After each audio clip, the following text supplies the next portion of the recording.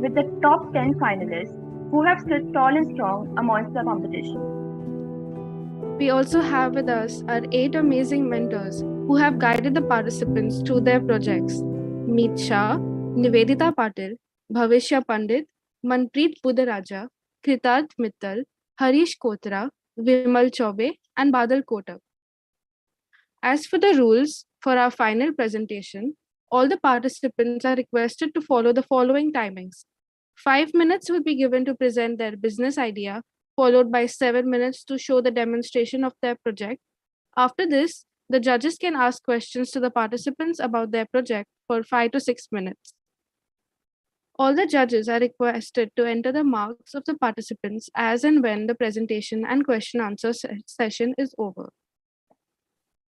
So now, without further ado, we will begin the presentation of our top 10 finalists. Good luck to one and all. Our first theme is Innovation Geeks. So guys, you can start your presentation. Okay, just let me know when my screen is visible. Okay, the host has disabled the share screen. 1 second. Yeah, I'll do it.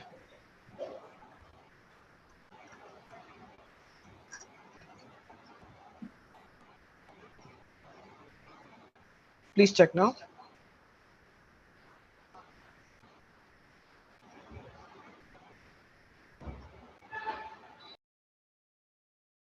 is my screen visible? Yes, Akshat. Okay, I'm audible, Akshat? Yeah, loud and clear. So, good evening, everyone. We are a team of 3, Akshat Taide, Ayush Maru, and Vidhi Sejpal. So, we have built a web application called Prega Health.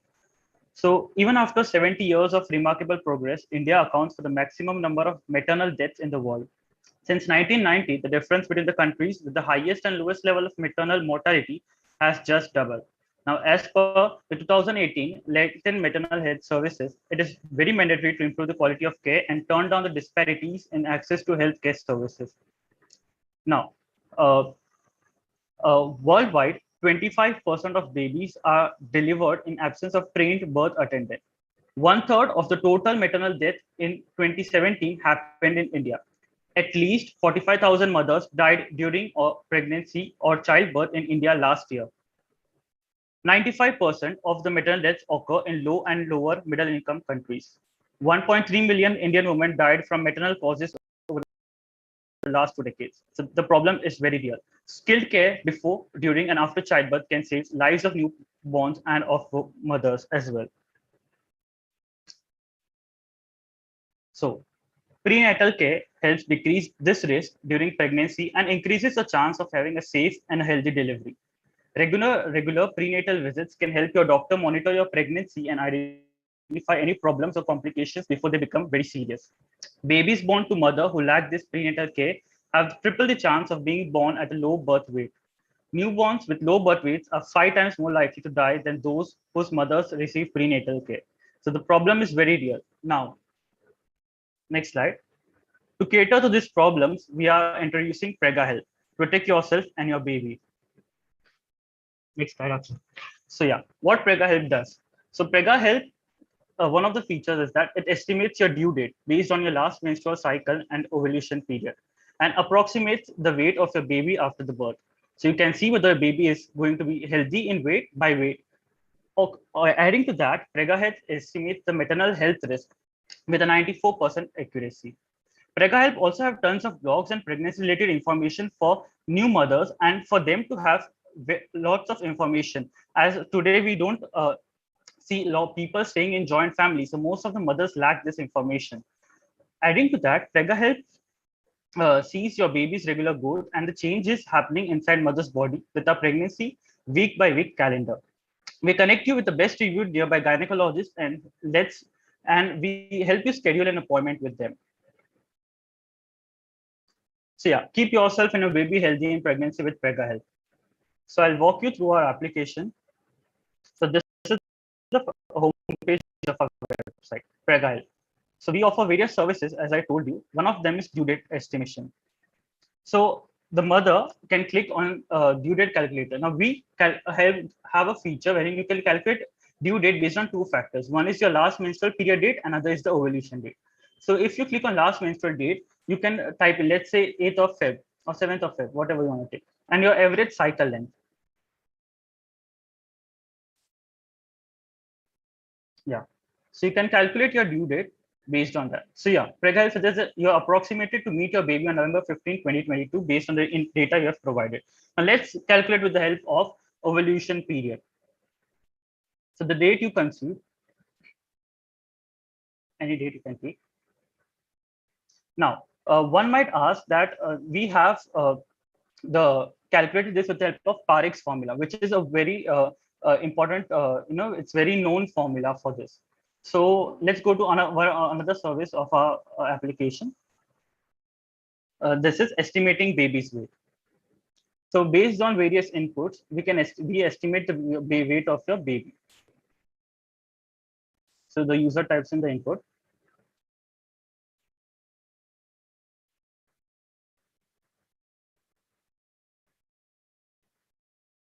Ayush, by the time you explain each and every term. Yeah. So signum is the number of cigarettes you consume. Anemia is whether you are facing anemia or not. Diabetes, are you diabetic or not? Are you facing hypertension? Are you having incompetent cervix or previous preterm? Have you delivered a previous baby within 7 months or not? And yes, adding to that, you also have to add the ethnicity of father and mother.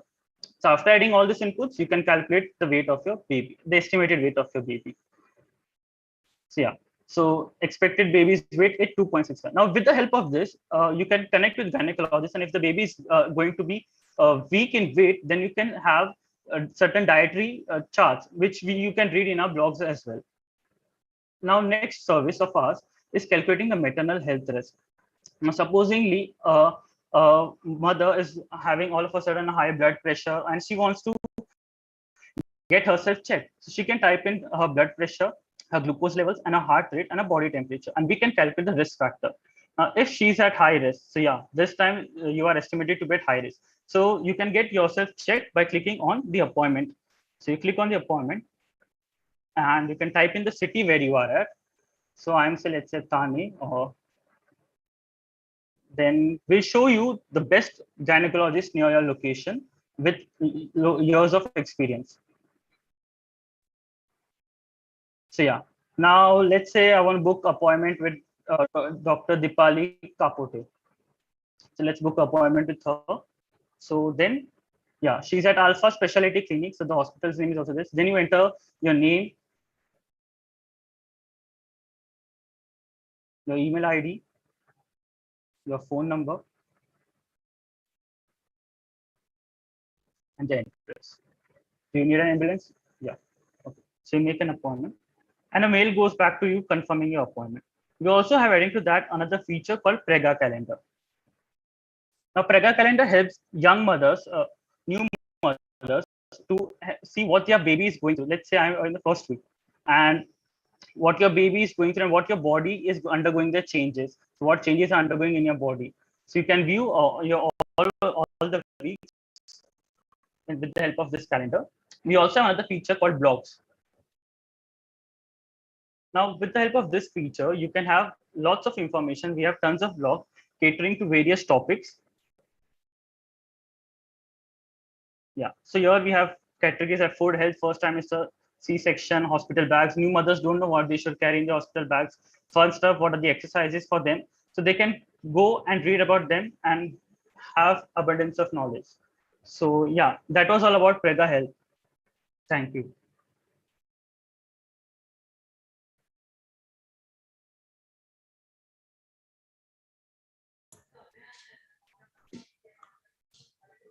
That was nice. Are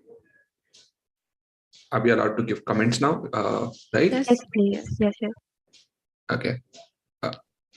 Yeah. So to the panel, I just have one question to the team. What kind of research did you do on the data set? Like, because you mentioned that those forms and questions that you asked, right, from the user. Yeah. So which kind of data sets did you refer, and what kind of model runs? Can you just give a gist about that? Yeah, okay. So about the due date calculator, as Ayush mentioned earlier, we're using the Parik's formula. So for the estimating baby's weight, I think Ayush, we used a data set from the Stony Brook Hospital. We got the Yeah, data it's set a from- well-researched data set. So they have abundance of data points which they have researched and collected. So we have used that. Can you comment more on your data set? What exactly it is? Comment as in from the source. I mean, what exactly the data set contains? Like what features They or are the features what, which what we does, just now entered for estimating the baby's weight. so you're, Race, whether is the mother having certain diseases, is she smoking, is she having consuming alcohol during her pregnancy. So based on this data, we estimate the baby's weight. This has been collected from various hospitals, and based on that, we have used this data set. okay. And how did you and you mentioned about some accuracy, right? Yes, What was that? 94% accuracy. And how did you get? I mean, you just put a random test data set, or what did you do? Like you split your whatever data set you had into test and train, or like what did you do? Okay, so data set that we got for our estimate like maternal high risk, we got from Kaggle. Actually, there were two subfolders. One is train and one is test. So we got completely did on the training part. We use our regression models and then we tested on the new data. Okay. And are you sure, like, have you done your research that those are the only factors that are there in the data set that, that are gonna monitor? I mean, those are the only factors that determine the baby's weight at the birth time? Are you sure about that? That's a very good question. So in the data set, there were lots of data. So we did exploratory data analysis, and based which factors are not contributing to the weight, we removed that feature. Yeah, what features contributed mainly, we kept that features. Okay, It's an but estimated. yeah, but I don't know, like in real time, I don't believe like, practically, it's a machine learning model, but as far as my understanding of science or, the pregnancy out in the real world is, I think there are a lot of other factors as well apart from this. Like, I'm not sure how accurate this 94, I mean, maybe according to your data set it is, but I'm not really sure, like, in real time, can you give that, like, are you sure that in real time, it is 94% accurate? Like, yeah, as you said that in real time, there are a lot of factors that are involved. So we Yes. took those factors which are majorly significant on like having a significant impact on the baby's weight. So we tried to take those factors into consideration. And as we considered for material high risk prediction, there are majorly like blood pressure and there's all the other I think points there's that a we lot mentioned. more. It depends on smoking, and Yes. If the person is having some smoking or drinking habits, or the person is previously a drug user, or I think there are many other factors, Yeah, and it even depends on your genetic factors genetics also. and Yes. if you have any genetic diseases as well. And it also depends on like the diet that they take in. I mean, was that one of the factor that you have included, like what diet the person follows? So I would like to answer first your previous question. You said about real time. So the data set they have consumed was a real time data set of collecting the data of real patients. So based on that test data only, based on the data which we have tested our model against them, and we have got 94% accuracy against the real time patients. Okay. Yeah, I just have one question. How do you think that nationality makes a difference in the weight of a person? And why did you consider this feature? Yes, that was our question as well. We also didn't think nationality would contribute. But when we saw when we did the exploratory data analysis, yes, it was a contributing factor in estimating the baby's weight. Like how?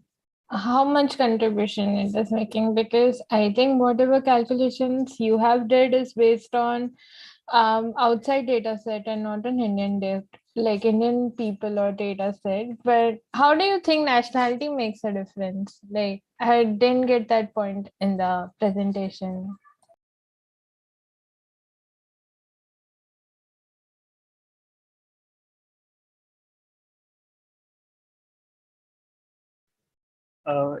We also thought the same as I said before, but the data set proved like it is a contributing, like it was affecting the final outcome.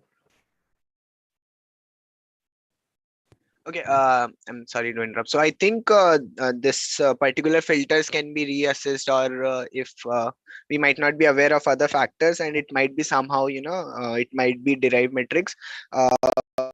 One thing I liked about the project is that earlier, so when you think about the wealthy ones, people get all these services with or without the existence of this idea. But because of your platform, you have curated one single one-stop solution for the less fortunate ones to just have the access and get all the details and take care for the 9 months. Second thing, so I wanted to understand like whether you guys have done any impact evaluation, like if somebody onboards your platform or following all the measures that you are suggesting and all the care they are taking, by what ratio the deaths are being decreased, or what is the proportion of your impact because of your venture?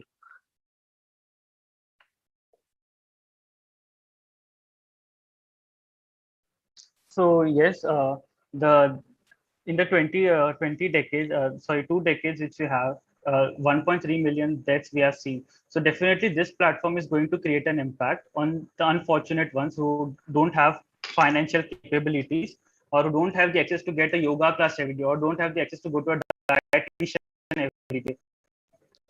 No. So yeah, so I get your point. I appreciate the idea, but have you done any impact evaluation on your end? Like if you have 100 users, whether it will be sort of a 70/100 ratio where you will be making sure like your platform should have a success ratio, that if you come to our platform, this is the ratio, or we have 100 testimonials, 200 testimonials. As of now, it will be a projection, obviously. Not I'm not talking about the actual consumers. No, within this 24 hours, we haven't done this impact evaluation as well. Okay. And have you been working on the project before this? Because you mentioned that you have interacted with hospitals as well to collect the data. No, we haven't interacted with hospitals. We have scraped the data from online. Okay. One last question. Like, I while the presentation, I didn't see any sort of geolocation tag or any such tagging mechanism based on which I can find gynecologist in my region alone. So basically, I've selected from a list of gynecologists, and I don't know, maybe that gynecologist is not even in my region. She might be cities away. If you might have carefully seen in the cards which we have mentioned, there was address also of the hospital where the gynecologist is consulting the patient. So you can see which address you are having nearby. So you can go and visit there. Okay, so it's just a suggestion. I think this might be one of the entry barrier. Like instead of finding the gynecologist and then looking out for the addresses, maybe based on your geolocation and your approach, how much you can travel within 10, 20, 100 kilometer range, you can list only those gynecologists which are relevant. We have did that only. You enter your location, and based on your location, we give the nearby gynecologist. If you have seen, we have entered the location. Basically, you get 10 nearest locations to your current location. Like after putting your location, you get the 10 nearest suggestions. Okay. Thanks, guys. That's it from my side. Akshit and Ayush, what would be your revenue model in this? Have you thought about that? So we didn't give quite a thought, but as of now, we are thinking of doing it as a subscription model. Like once you are there, so you can subscribe, and we can give the access to all our features. And adding to that, in future, we are thinking to implement like diet. So what diet they should, and they can get it from us by subscribing. What all would be a part of that subscription model? I mean, apart from getting consultancy, I don't find anything. There's nothing recurring that the user might want to come back and do. And I think वो भी गायना के एक बार define हो गया उसी के पास, I think so the couple might want to go for the whole span. So what would be a part of your subscription? We can charge a fee, if they are going and booking a gynec from our location based on the reviews which we have on our website. We can charge the middle fee for that. Okay, one thing to add over here, we can also do something like that. Key from our location, we can do video consultancy thing. So from directly, you can contact to your gynac via video call through our platform. So that one way is how you can generate revenue by connecting directly to the gynac through the video call. Okay.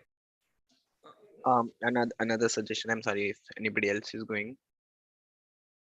Yeah, another suggestion. So basically, what happens if you look at the freelancer ventures as well, like Fiverr? What happens is you find a client or you find a designer or anyone, and you separately connect with the person. That's what such ventures face the issue, because once they have given them the gateway, they will connect separately because they don't want to pay the fees to the platform, because now they are already connected.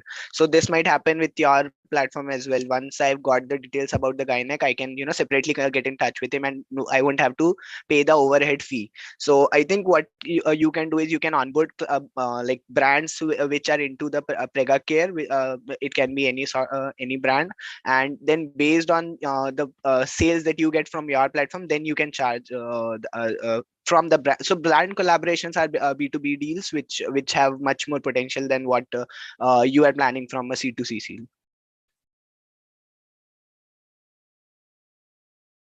That was a great suggestion. Thank you.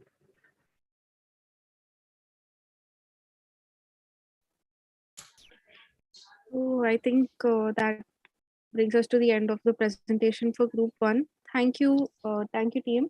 Now I would like to invite team 51%, team number 75. You all can start with your presentation.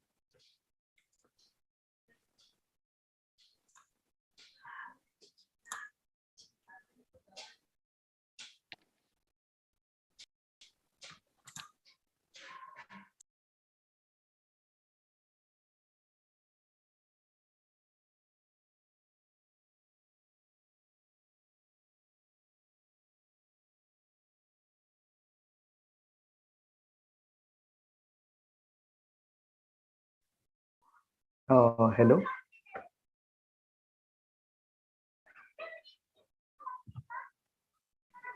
Yeah. Hello. Yeah. So I'll just share the screen. So while he is presenting the screen, let me do the introduction. So good evening, everyone. I'm Tanish from team 51%. And by the name itself, you can guess it is going to be a blockchain-based project. Tanish, could you please bring on your camera? Oh, sorry. Yeah. Yeah. So before moving on to the actual project discussion, I want to bring your attention to some news excerpts that we collected. Atharva, can you show that? Yeah. So basically, you can see the news title saying student booked for producing fake documents to gain admission in some medical college. Then physician also was involved in some fraud cases. And when you really think about it, all these things are happening because of one fault in the current system, and that is as a citizen of India, we have few documents like Aadhaar card, PAN card, which are very important to us, and they are in a physical format. So we have to carry the physical copy of those documents in the file with us. And if you want to apply to visa or something, they ask you to bring those documents and even the Xerox of those documents. So what happens, they can be easily copied. And one solution that comes into mind is, why not digitalize those documents? Why not just add them to some cloud provider like DigiLocker, for example? But this is a Web 2 based frameworks like all DigiLockers and all that things. And Web 2 is generally considered to be very vulnerable to the network attacks, and modern network attacks are very powerful. So what we thought is we can use blockchain. And why blockchain? So if you want short answer, blockchain is secure. All that decentralized applications that are built using blockchains are highly secure. And the long answer is, if you want to add any transaction to blockchain, it is first encrypted. Blockchain is decentralized, so there is no central authority. No one needs to trust any central authority for that. Also, yeah. Also, the blocks are immutable. So once a block is added and validated, it cannot be changed. So counterfeit may not happen in this case. So in short, blockchain is very secure. And how we are using this, and we are actually using Ethereum blockchain for our purpose. Now, how we are using this and the further project idea will be explained by Atharva. Yeah, so as Tanish just mentioned about the problems our current system is having and how blockchain can actually help, I'll give you an overview of what we have built and what our system is going to do. So this will be a complete decentralized system, record storage system, for which will obviously solve the problem of tampering of fraud documents. And using this, we mainly intend to solve these things. So basically, tackling the problem of creation of fake documents is the main purpose. Then making the documents storage more safe and secure.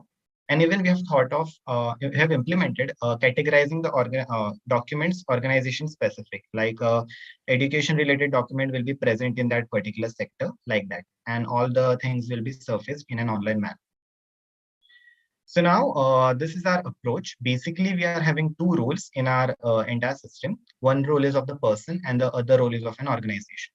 The person will have to register into our system. After successful registration, that person can ask the organization to upload their documents, maybe it Aadhaar card or any medical related documents, etc. Here we don't allow the person to upload their own document because they might also upload sometimes certain fake documents. So we have given only a view role to the person. Now talking about the organization role, the organization will have, there will be these three organizations which you have considered: education, medical, and criminal sectors. The organization will also register successfully, but before giving them the role of uploading, we will have to verify the organizations. For now, we have thought of a panel of admins who will verify this organization as legible and legal. And after that, the organization can upload that person's document into the system. So now, for future, what have we thought of in our project? That there is something called as Aadhaar API. This Aadhaar API will fetch all the basic details of the user. So during the registration of that particular user, they won't have to enter each and everything. Most of the details will be fetched using this Aadhaar. And also, they will be verified legally. Currently, this is not authorized by government or for a usage, so we haven't implemented it. Then implementation of a QR code facility. Using this facility, if an individual has to show their original documents to someone other person, so that other person can simply scan this QR code, which will be present on the profile page of that user. I'm sorry to interrupt. Can we move to your demo of the product? Yeah, sure. Yeah. So this the demo will be given by Ravi. Ravi, will you share the screen? Yes. I'll just stop sharing. Yeah. Just a second.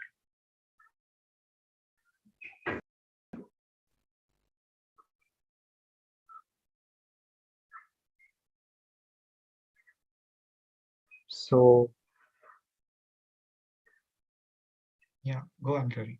Yep. So this is visible.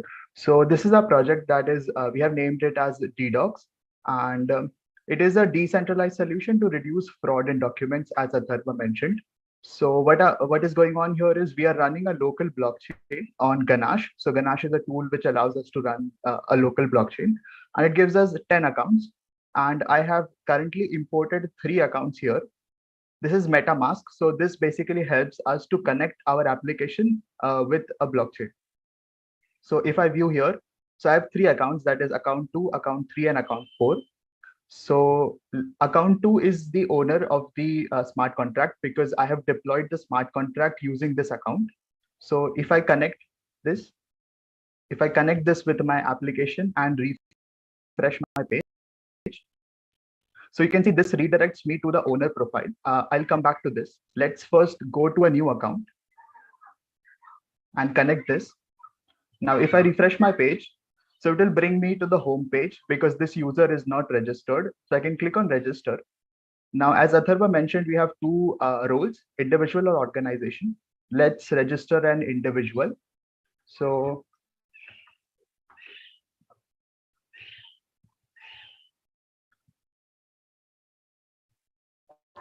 I can enter the details right here.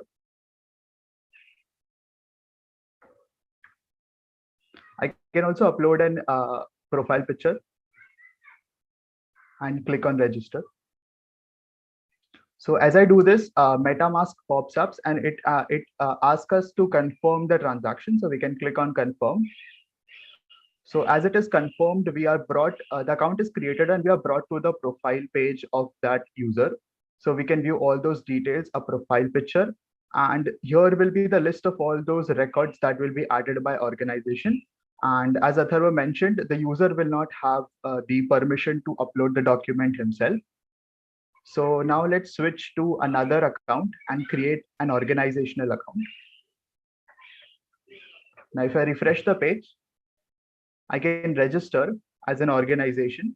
So currently we are having 3 types of organization. Let's select medical organization. Here we can enter information.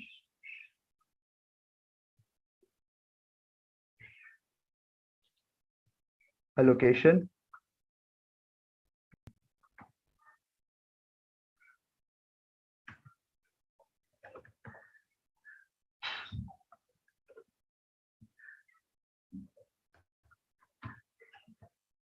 We can also upload an organizational logo.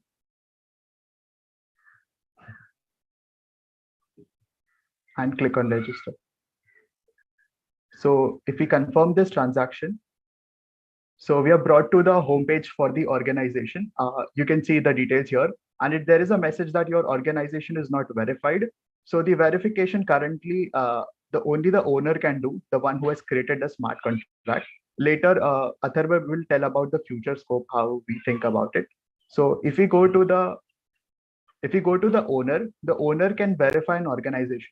So we need the organization's address. So we can copy from here. The third one was the organization. Paste it here. So we get all those details right here. We can verify. So once it's verified, we get a tick right here, and we can also unverify it later. Now let's switch back to the organizational account. Now that organization has permissions to add record and view record. So if we click on add record, so we need the person's address for whom we need to add an record. So we can select the person's address, search. So basic details are already filled, and we can now enter the title, a description,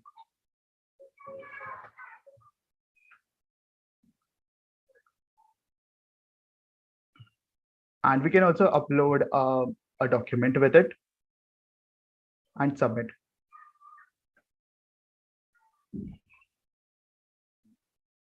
Now, once that's done, the organization can view a particular record.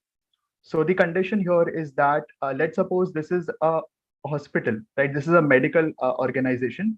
So a medical organization can view only the medical documents of any other person. So if I search for a person by his account, so only the medical documents will be listed. If it is an educational organization, only the educational details will be listed right here. Now, if I go back to the user's account, and if I refresh the page,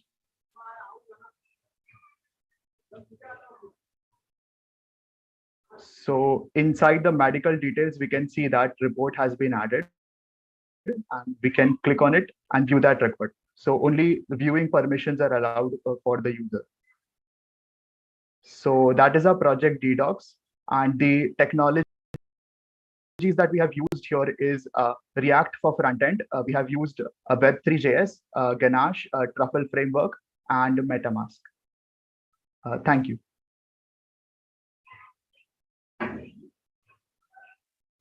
Okay, that is it. Over to you. Questions now.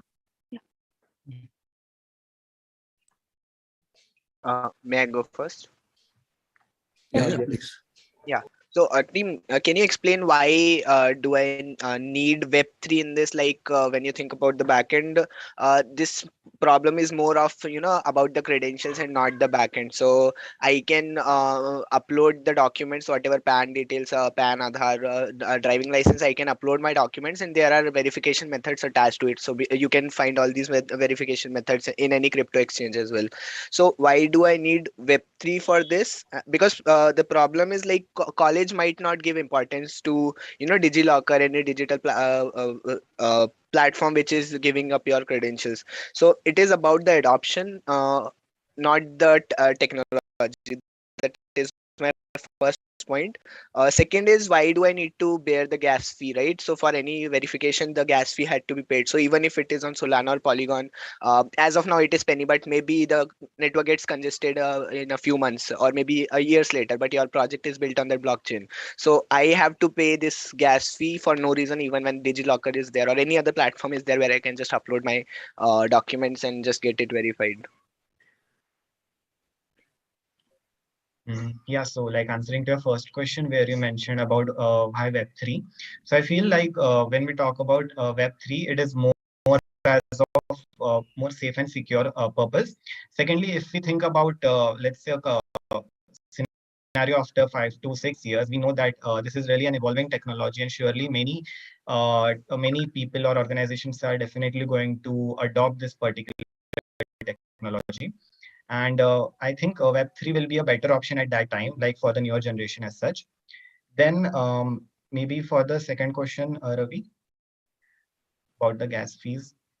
And Yeah. just to add on the first question, since like sir you said, just the drawback of using Web2 Web2 technology here is like we just can't use a cloud storage system for all these documents, right? Because if we store all these documents, because as you saw, it's a sensitive data, because we are considering his medical reports and also his education data. So considering all these documents in a centralized storage is vulnerable to a lot of different attacks. And there are a lot of security concerns regarding the same. So to solve this, we opted for a technology that is immune to such attacks, and for that we need to make it decentralized, and we use blockchain for that. So again, then there are two problems. One is you are again keeping the control with you because you're validating these organizations, medical organization or criminal organization. So either it should be peer reviewed organizations, and you shouldn't be validating because it defeats the purpose of blockchain. Secondly, in terms of vulnerability, it's nothing like Web2 or Web3 is more secure. It is more secure in terms of immutability, not in terms of penetration. So man in the middle attack spoofing can be done on Web3 as well. It is not the case. So this is only like few reasons why I am not able to understand the tech stack. I think the problem statement is fine. The proposed solution is fine as well. But it's existent if you think about Web2. Yes. So in like Web2, all the data would be centralized to a particular organization or government. So to overcome that, we are using decentralization. So and talking about the verification of organization, so we have initially thought that to make it a peer-to-peer verification. So we have added that in future scope slide that basically what we thought is all the organizations that are verified can act to verify a new organization. So if 51% of the organizations verify it, then that new organization will be verified. Or even if there is a small panel of verification. Quickly picking up on Kritarth's points, right? I think it's very valid points, brilliant points he pointed out. While you are saying centralized, decentralized, one place hosting all of this, I can sudo create 51% of organizations and validate my own organization and make the entire data and do whatever I want with this data, right? That doesn't really answer the question of why blockchain. And also, if you look at centralized and decentralized, I'm just picking up this because you said it multiple times, right? If you look at DigiLocker, which is Web2 solution, while it is prone to attacks and all of that, we can keep that for another debate.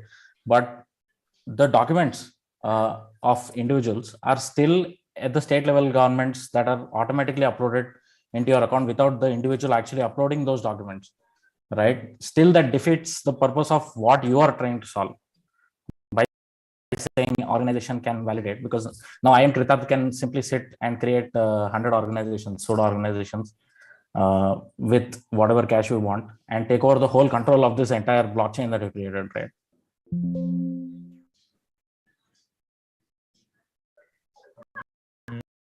Like you said, yeah, it's possible at a small scale, but if you think of a really large scale, like maybe a countrywide solution for the same, it won't be possible enough to go for so much of organizations at the same time. No, so proof of work versus You proof of cannot challenge the hackers or the people who want to do such stuff because because like the already verified organizations need to register a new organization, right? So like I don't know how can we do that. How can we create a lot of organizations and verify it? So the proof 51%. I'm sorry. Yes, sir. So proof of work versus proof of stake is, with the chains like blockchain, Ethereum, networks like chains like blockchain and Ethereum are also facing struggle with, what kind of proof of work, proof of stake they are trying to, enforce on their chain. So it is completely possible. I can create 1,000 bot accounts from my own app. You can create 1,000 bot accounts from your, by using anything you want, but for organization to upload a document, it needs to be verified, and you need, now if there are 1 lakh organization, you need 50,000 verified organizations. So how are you going to verify so many organizations? It's so much less time. You're contradicting your own answer. First, when when Prithart pointed out, since you have the control because you are going to verify, and then you said, in the future we will not validate, other organizations will validate the other one. So that time you're contradicting your own answer at that point. Like when that happens, it's gonna that time people may have access to it, and then they will create all these fake accounts and try taking control over it, right? Like, and why propose two different business models, or two completely different features at two different points of time? Like pehle hum control karenge, baad mein aapko control denge. That's not really trying to replace of what you're trying to do. And the main thing, you started with the problem statements showing the news articles that ye corruption hai, fake documents and stuff, right? So at the end of the day, if the government even implements your solution, it is still possible. I think that's what they're trying to say, right? So I hope you got the point. Like at the end of the day, even when this is implemented or it is existing in a large scale, whatever your problem statement you're trying to solve can happen. Okay. Yeah, in the second model, where we told that the 51% organizations should verify it, all those organizations who will be eligible to verify should be verified first, right? And even if we try to create so many organizations, we won't be able to verify them on our level, because the organizations who will be verifying them should be verified first, right? It's matter of one organization, I believe. A matter of one organization, kisi ko haath mein lag gaya, it's done, I guess, right? No, 51% let's suppose there are 1 lakh organizations who are verified, right? So in order for you to verify your own organization, you need at least 50,000 organizations to verify yourself. So it's not possible on that scale. Like we even talk about 51% attack for Bitcoins and Ethereums. Like it is theoretically possible, but to achieve it practically, it's not feasible. I'm sorry, Meet. I see you are trying, so I'm just going to, end this debate here. So, team, we are not trying to intimidate here. This is the problem which is faced by experts as well. So this is not something that you can, simply come up in a hackathon and solve it. It is being faced by experts as well.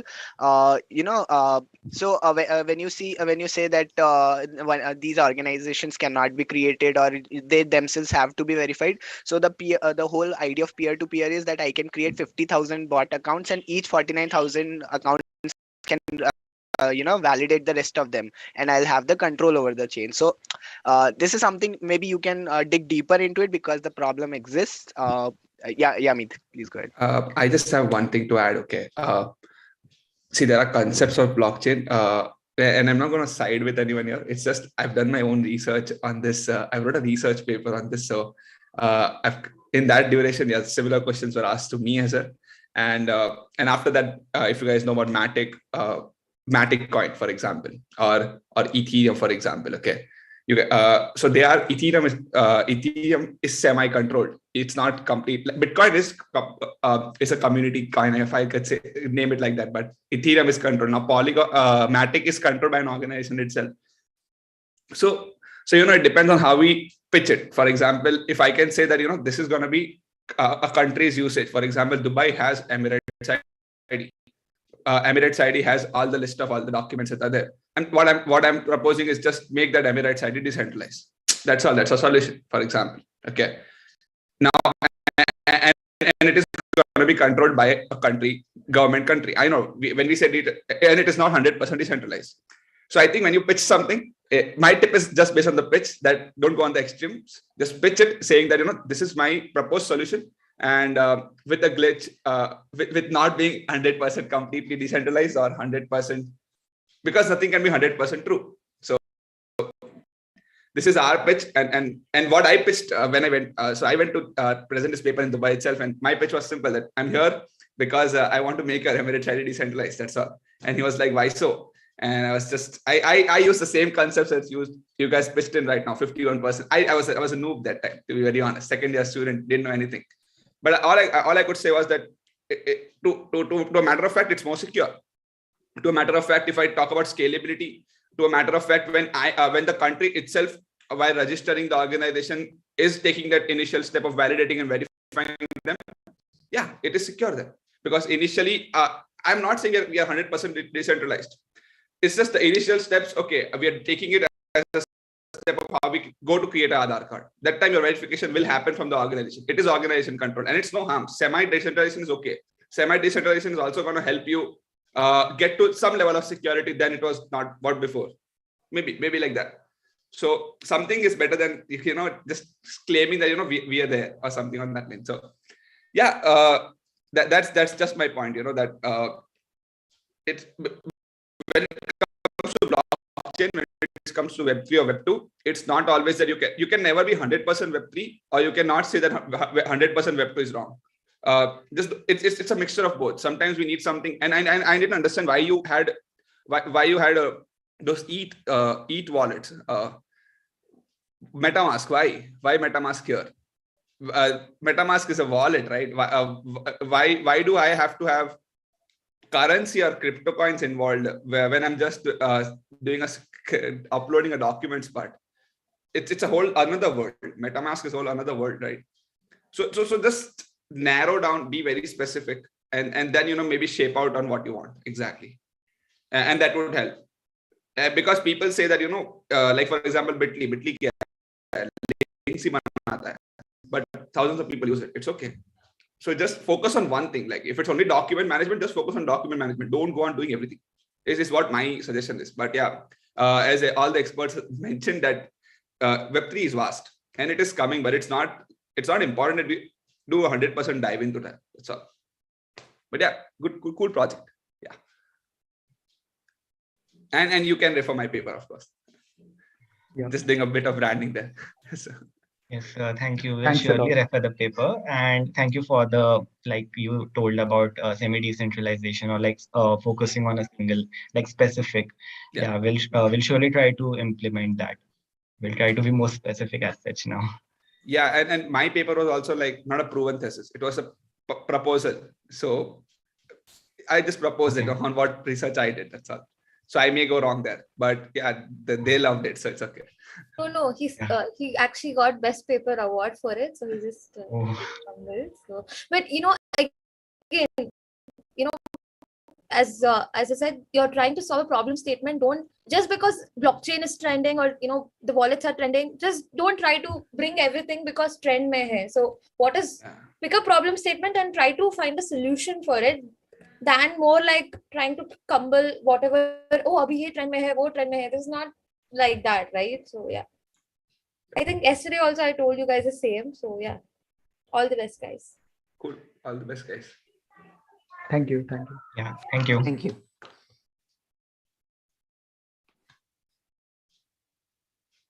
Any other mentor would like to ask some questions or give any feedback? I think we can proceed to the next one.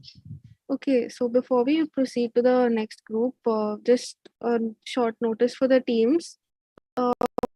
Firstly, can we have a short overview instead of the PPT? And we'll directly jump to the demo. This is so that the judges will be able to ask you more questions based on your project. So, yeah. Okay. On that, then we'll move on to the next team. Next team is Enigmatic. You all can start your presentation. Yeah, am I is visible audible? Please Yes. confirm. Yeah, good afternoon, everybody. Please bear with us because ours is a very small but very crisp PPT. So yeah, it is called Metacart, India's next Ethereum, and a Web3 based community first social media application, which is powered by smart contracts. I'm stressing on community first because you'll get to know it later. So this is the total addressable market of the social media industry, like 4.62 billion active users on a daily basis is something that is next level. And it is what it is. There are like the whole lifestyle of us has evolved and rapidly, like there are many industries feeding on internet right now. And even though internet is so great, there are a lot of concerns. Centralization is one big concern. Misuse of data is another concern. Data breaches is again a concern. And the unethical revenue models of these social media platforms, which always try to make you more glued to their platforms, is wrong. And it has a lot of other side effects that we are not going to discuss here. The existing solutions, yes, there are a lot of people that try to address this problem. Many was the diaspora project.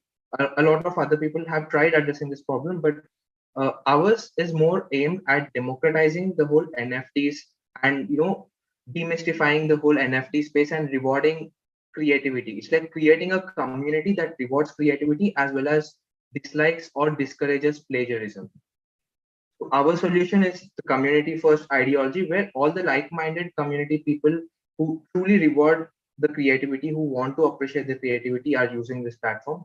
And it is truly decentralized. We are using IPFS to store all our data and images, and that is how it's decentralized. And it is also ad free, and it's again NFT marketplace to buy and sell your own NFTs. This we want to include it, even though we have OpenSea, we wanted it to be a part of social media because there's a lot of engagement going on, and you will get a true idea of what is selling at which price and why is it selling at that price, because you can directly see the engagement and the craze for that product right in the social media application. And finally, this is the innovation part of us, the dynamic pricing algorithm, where we actively add and hike up the base price of an NFT with the engagement that it has. And that is also not very timed, and it's an algorithm in itself that we want to develop further. And yeah, finally, the revenue model and the go-to-market strategy. Like we are targeting the Gen Z to build a community that rewards creativity. You must have seen a lot of memes that are getting sold at millions of dollars as NFTs. So this Gen Z memes mean a lot to Gen Z, and they are willing to pay and they are willing to encourage their meme creators, their favorite creators, their content creators, and that is how we target these people to come on to use this Web3 based platform. And here we leverage our own cryptocurrency, which is called the card coin, and that again the network effects kick in. Like the more Gen Z people come, they will force other people and they will attract other people to join this. And once the community becomes more rewarding and the trust builds up, the card coins price also and the value also builds up, and that is how we are trying to make money, and that is more money than what Web2 makes. And finally, to answer, what if Elon Musk tweets something and all the other people tweet the same thing? How do you address it? So we, as we said, the community first social media app. These guys are very well smart. They are smart, probably the smartest generation on this planet, and they will immediately dislike a plagiarized tweet, or they will report it. And once we get significant amount of reports, we are directly disqualifying that person from the community. This is not open to everybody. It's a referral based, like we try, like how Clubhouse did, a referral based system where you have to be truly willing to be appreciating creativity, and if you are finding yourself in plagiarism, then you are out of the community, you cannot join again. So this is how we are trying to prevent plagiarism as well. And the TAM and timing are like the perfect for this project, and we'll just quickly show you the diagram. So this is the React app that we're using, and the Web2 part is backed by Firebase, and the blockchain part is running on Ganache. And we'll quickly hand over it to Imran to show the front end part of it. Imran, are you? Yeah. Hi, Shiv. Can you quickly verify if I'm visible? Yeah, you're audible. You're audible. Yeah, cool. So I'm sharing my screen. So good evening, everyone. I'll quickly walk through the report. So this basic sign up stuff. I'll be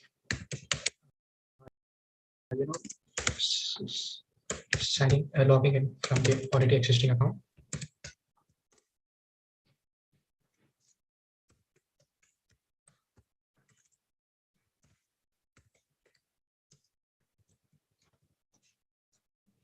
So yeah, once you log in, you'll see the feed. This is very basic, and this is same as the usual social media stuff. We kept it same because it would be easy for the new users to come and basically use it. So here I'll see people. I can follow them.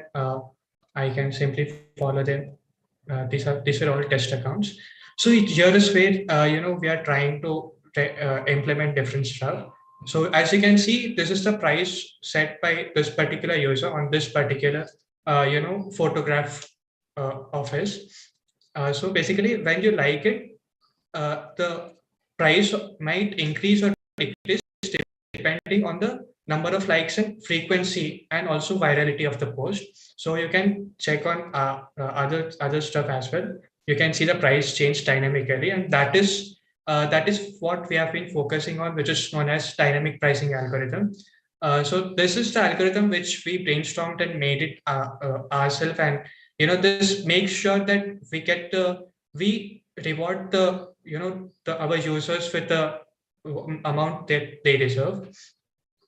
So yeah, this is all about it, and you can even see the profile here as well. And you can go back to this, and you can even add your post. You can choose any file, and you can add any caption, text, and you can add the base value for your for your particular image, and you can post it.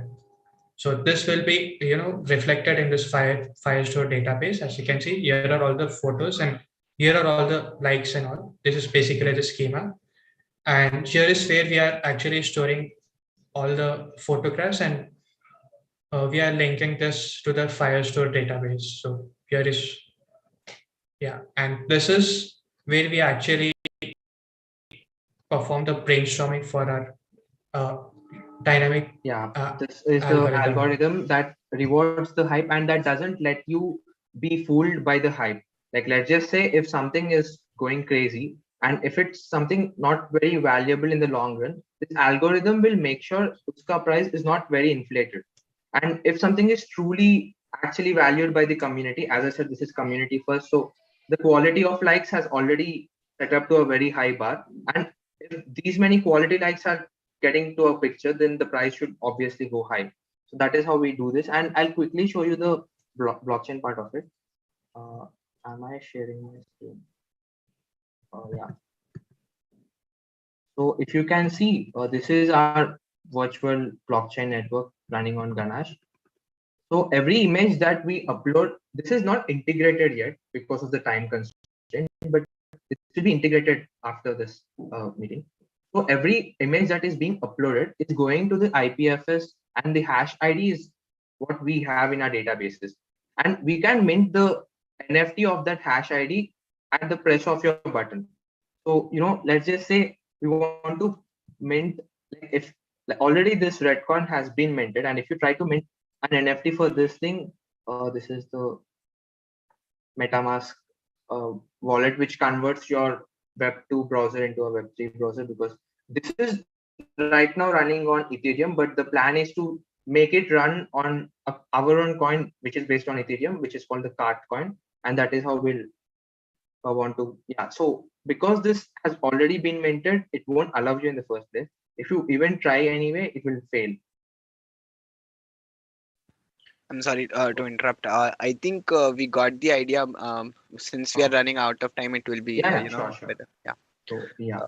So one thing in the initial, like when you started, you mentioned misuse of data, but I think the whole content creation economy runs on some level of plagiarism, because there are about 100,000 mentors talking about Yeah, yeah, startups. So true. the content is going to relate a lot. And the whole point of NFT, the whole idea was it to keep it, unique. Now, second is content creation economy is huge, right? When you think about Clubhouse, so that was a user acquisition tactic. Like that was FOMO marketing. There was no particular validations attached to it. It was just a marketing gimmick, right, to create FOMO and let like push users to come on the platform. But in terms of content creation economy versus what NFTs actually are as of now, each NFT is attached to some utility. Like if you look at Bored Ape Yacht Club, or any project, there's a utility attached to it, or like access to some Yeah. exclusive community, if not any other utility per se. But here, so I tweet at least twice or thrice every day. I write threads, so I am creating a lot of content, and each content cannot be monetized at that scale, I right? have a count, like we have a plan, we have thought about that. So basically, as you rightly said, there are two types of content, one which is very rare and one which has to be celebrated by a mass audience in order, because that's the content creation economy, YouTubers and all. So here, instead of YouTube, why should YouTube give you money based on how your content is doing? Why can't your own followers tip you directly using Ethereum?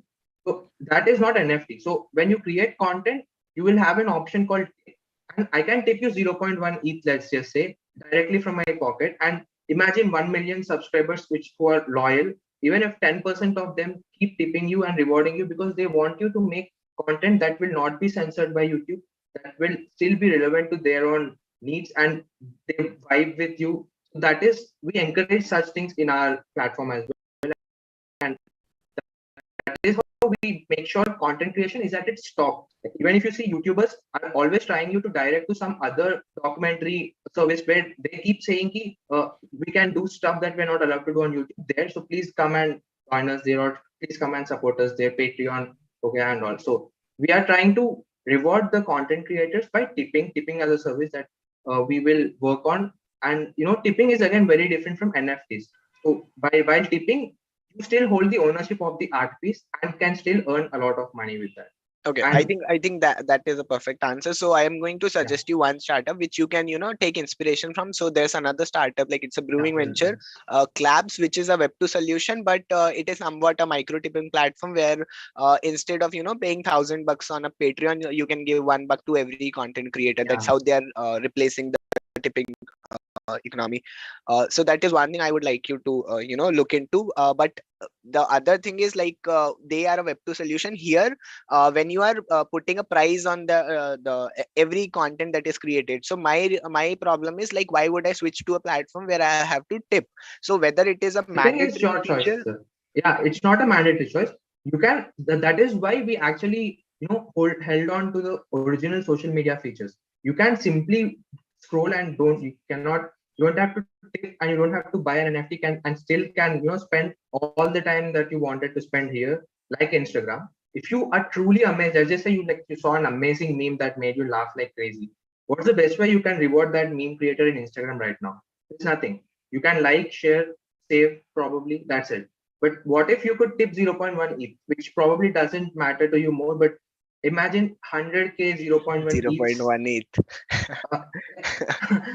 Yeah, I know, but yeah, like in Yeah, I get larger it. scale, yeah, that the meme creator of Instagram, like a lot of Instagram pages are there with 100k likes per day. What if we just add a small tip button, and your wish, you can put any amount you want because you love his meme and you want him to thrive, because he keeps actually affecting you on a daily basis. He's affecting your happiness levels. It's making you laugh when you don't want to laugh also. So you Yeah, would okay, so develop an emotional connect with yeah, him. I got the Yeah. idea, and I just have one suggestion for you. I am done with my question. So this Yeah, is one thing which I'm going to tell you here. So what yeah, you sure. can do is understand where the Web2 part is required and where the Web3 part is required, Yes, right? yeah. So think about that and don't make it as a standalone platform. So this is why I'm saying this, because 10 years down the line, most of the things will be on top of blockchain, because that is the new technology. So if you start today, you might figure out a lot of other, you know, USPs which are not existing yet, or you can do it in a lot efficient ways. But what you can do is, like, you can create it as an extension, and you can provide it to the all the services, like Instagram, any other social media platform that already exists today. So you don't have to go head on with any To fight with you know, them, but yeah, major to actually, competitor. You just have yes, to, you know, leverage their audience and put your business in place. like Razorpay or so, Yeah. Yeah, thanks. That makes a lot of sense. Thanks a lot. Yeah, also just to quickly add to what Sharat said, a person can come to this social media application and simply scroll. That is right. And a user can simply like any post of the content creator.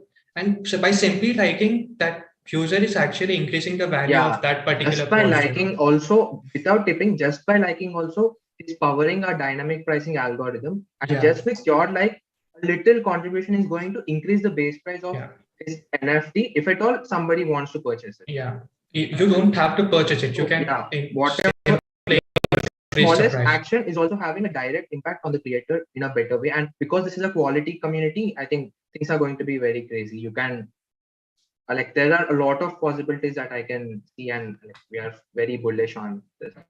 Yeah, and that's why I have a doubt on. So there are two. So one is like we simply create accounts, and people will create fake accounts on this and start putting up likes. And because your algorithm just depends on likes and comments on the interaction basis, an actual content creator who has a real world utility to be given, and like for example, there's Viraj Seth, for example, and who has like only 30,000 followers but has a more real world utility to give in the real market. And there's another creator whose followers are fake followers who are just here to hype his Instagram. Yeah. So then how would you tackle that? Because you just mentioned that interaction is only going to be exactly. So coming back to that, as we said, this is a community first, Gen Z platform. We are not giving invites out open. We are giving it to people on a referral basis. So we are controlling the quality of the crowd in the first place.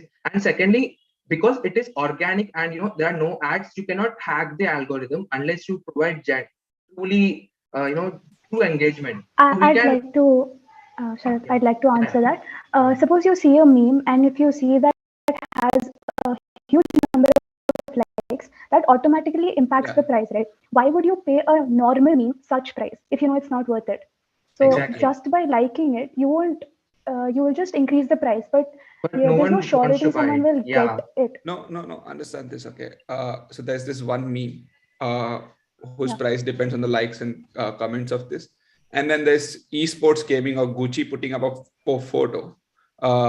And because Gucci and Gucci saying that, I'll give you every month 25% discount on all Gucci orders. Now that's a real world utility that you can't crack, right? But because if they are put up on your NFT marketplace, and because your marketplace is mainly dependent on social media presence and not getting much affected on real life utility, Gucci is going to face a huge loss. Even though Gucci's NFT is stronger technically and comparatively than the meme that you guys put up, which is incorrect, right? That's what my point is. Because and you mentioned that you cannot see. I'm coming from a community background, you can say that it's a restrictive community or you give out early rollout passes. But trust me, it's hard to control after you cross that 1,000 mark. You won't, because it's always like 1 to 2 to 4, 4 to 8, that kind of ratio when it comes to scaling up communities. So if the algorithm depends on interaction, then this may be a security issue, or this may be a false. I have an answer for that. I think here we trust humans and their intuition and their level of judgment more than our algorithm. We are open about it. If you see, a senseless meme that is powered by all the fake likes, trending at 1 million Ethereum, why would you buy it if you don't find value in it? And why would anybody buy? Like, somebody should invest and transfer that 1 million ETH to that person to justify that price. And if that price is still there and no one's buying that, then the price will automatically come down by our algorithm. So unless you find value and you trust that particular utility, or you find that product interesting or valuable to you, and you feel your amount is justified to pay, then only then only the transaction will happen. Until or unless no one will buy it, and it will still be an overpriced asset that no one's buying. No, consider this now. This guy who put up 10,000 photos of his NFT value got to some million something, right? What was the value created? It was just some two crazy people bidding on him, and then he got viral, and then he got a lot of money, but it had no real world utility there. Yeah, right? yes, sir. That is that's absolutely true. So you cannot see that it's human nature. If they see something trending, they want to go and watch it. Yeah. even So though it's shitty, basically, right? it's like preferential bias. So if I see a profile with a verified tick, right? So I'll be already biased that this person has more credibility than everyone else who is putting the content out there. So what I will suggest you is, anytime you pitch the idea, always focus on the micro tipping platform. You are not in the flipping business of NFTs. You are not into elevating or inflating the price of that content creation. You are about a content creator getting tipped by audience and making money out of it, instead of going on a Patreon or having a huge audience. Yes, that is our main focus. Like Instagram, basically there's no way to monetize Instagram meme pages. This can be a very good monetization for Instagram meme pages, and Instagram, a lot of Instagram pages that have continuously high engagement. And Gen Z can actually make millions out of it. Sorry to interrupt, but I have a quick question, right? You talked a lot about IPFS, decentralized blockchain and all. From your demo, what part of it is actually blockchain? This part, like this. This is not integrated, so I'm ignoring this part, right, of creating and minting NFTs. The login doesn't look like there is MetaMask integrated, or the integration part we didn't do, because it's just the that content part we have to bring in here and just make the components, restructure the components. That's the only part needed, because Firebase is anyway a wireless thing. We couldn't do it because of lack of time. So it is a Web2 app that you've demoed, correct? It's a web. This is a Web3 app. So this is running on blockchain. No. What I'm seeing now, this is a basic example. This is Web3. That is a Web2. We have to integrate both. Yeah. Okay. Thank you. That's cool. I got what I wanted. Thank you. Yeah.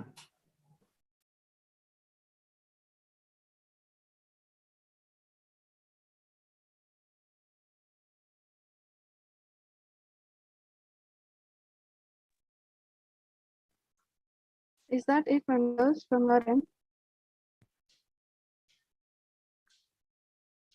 Yeah, that's it from mine. Okay, so we will call the next team now to present. That is team 404 error. Thank you, everybody. Thanks a lot. Thanks for everyone. I made notes for all your feedback. We'll definitely implement all this and brainstorm more and more on this. Thank you. Thank you, team. You are team Enigmatic, right? Yeah. Okay, cool.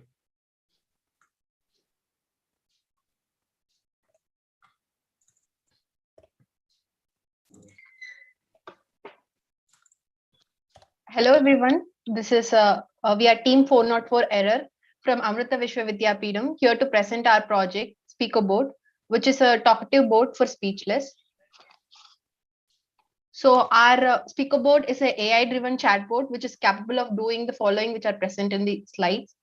The first one is it can translate the sign language gesture which is shown by the user to text, and these gestures are translated not only to text but also to audio voice, and it also allows the user to train their own sign language gestures, and it produces accurate translation. It is user friendly, robust and reliable.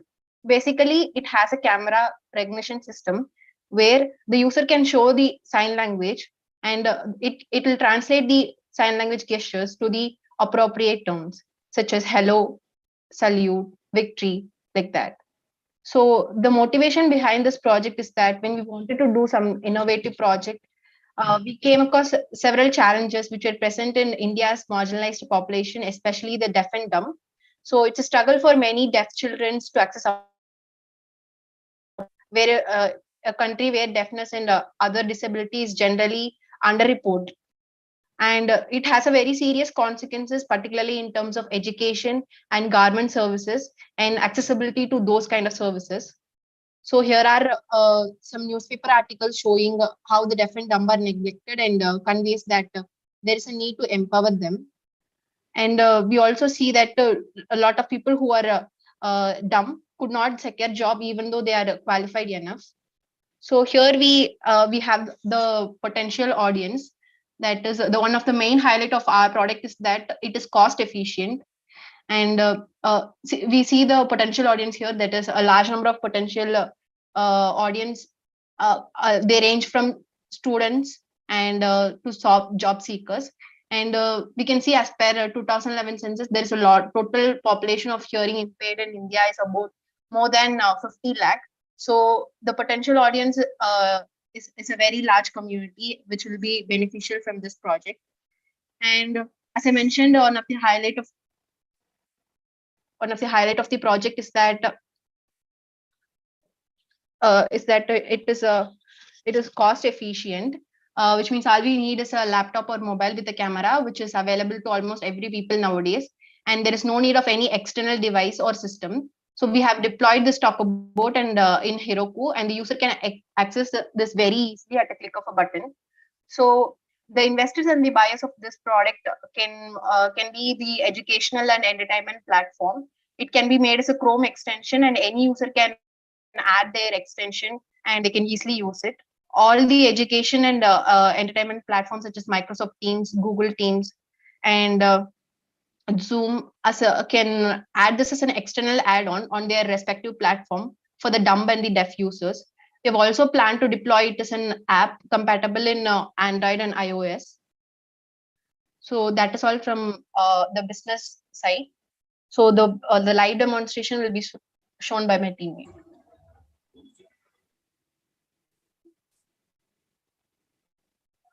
Yeah, is my screen visible? Yeah, it is visible.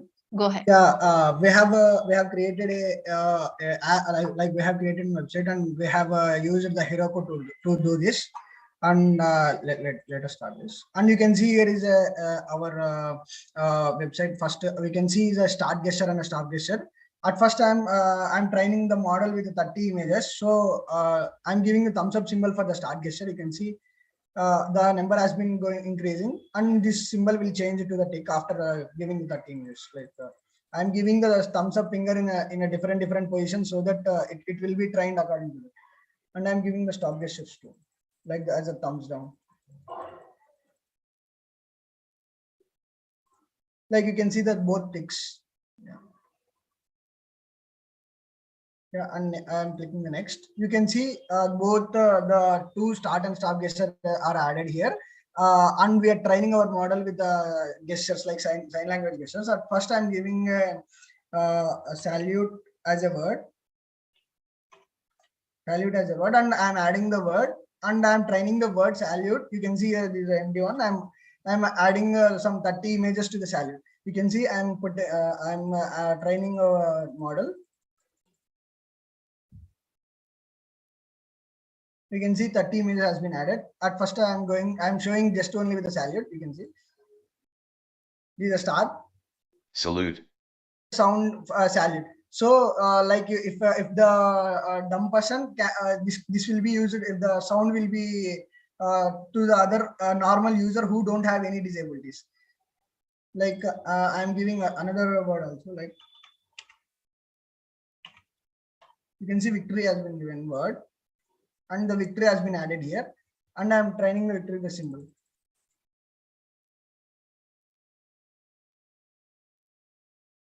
Yeah, you can see the 30 image has been added to the victory. There's a start. Victory. Victory has been shown. Salute. And this is our demo. This speech. Speechless for who don't have the ability to share the views in their online platforms. That's all from my side. So can you tell the future scopes? Yeah, considering the future scope, during our previous round, our mentor, Mr. Prashant Mittal, he gave us a lot of insights which could be added as a feature. So one potential future scope is that it can be added, an alert system can be added where the deaf and dumb can alert if in case of any emergency situation. And the alert goes to the close contacts, which is almost present in all the platforms, like frequently contacted people. And the other thing which our mentor mentioned was for taking the project to the next level is that adding a standard sign language gesture, that is using a data set with the standard sign language gesture. This could be the future scope of our project. That's all from our end.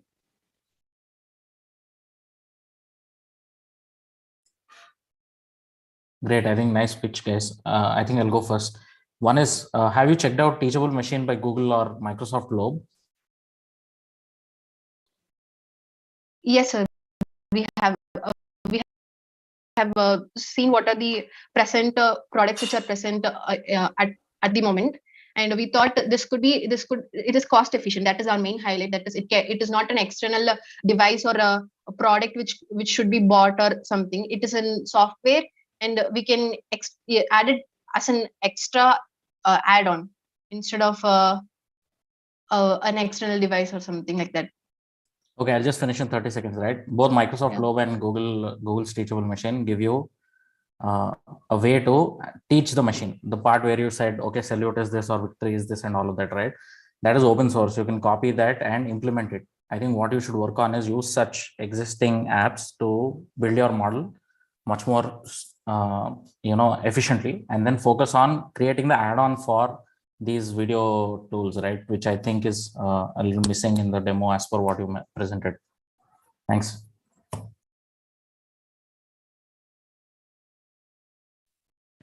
One more thing. So first of all, the market is a bit skewed, right? So you don't have a huge user base to cover. A small proportion of the market is, a bit less fortunate, which is your potential user. So do you have any revenue model, or how you are going to, it might be so all the learning is maybe happening on cloud. So there will be cloud expenses. There will be, maintenance cost. So there will be a number of expenses, right? How do you plan to, keep it sustainable?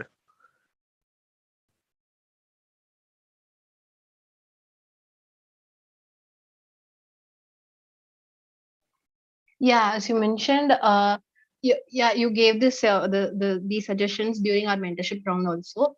We'll look onto it, how it can be made into a revenue like how revenue model could be an add-on for this project, and we'll look upon it, and that could be a future scope of our project if it can be taken to the next level. We are yet to see the business perspective of this model, and we have at present we have deployed it at the user level. Yeah, we have done with our with our side, so we need to go to the business use so that they can use this for the extension or for a Google Meet or for Teams.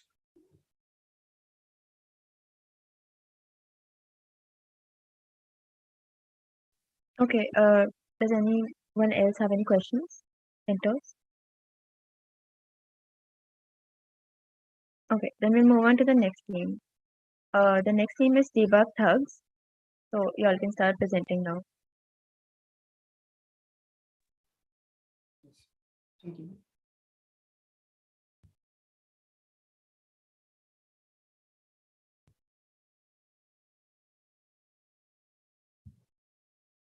So is my screen visible?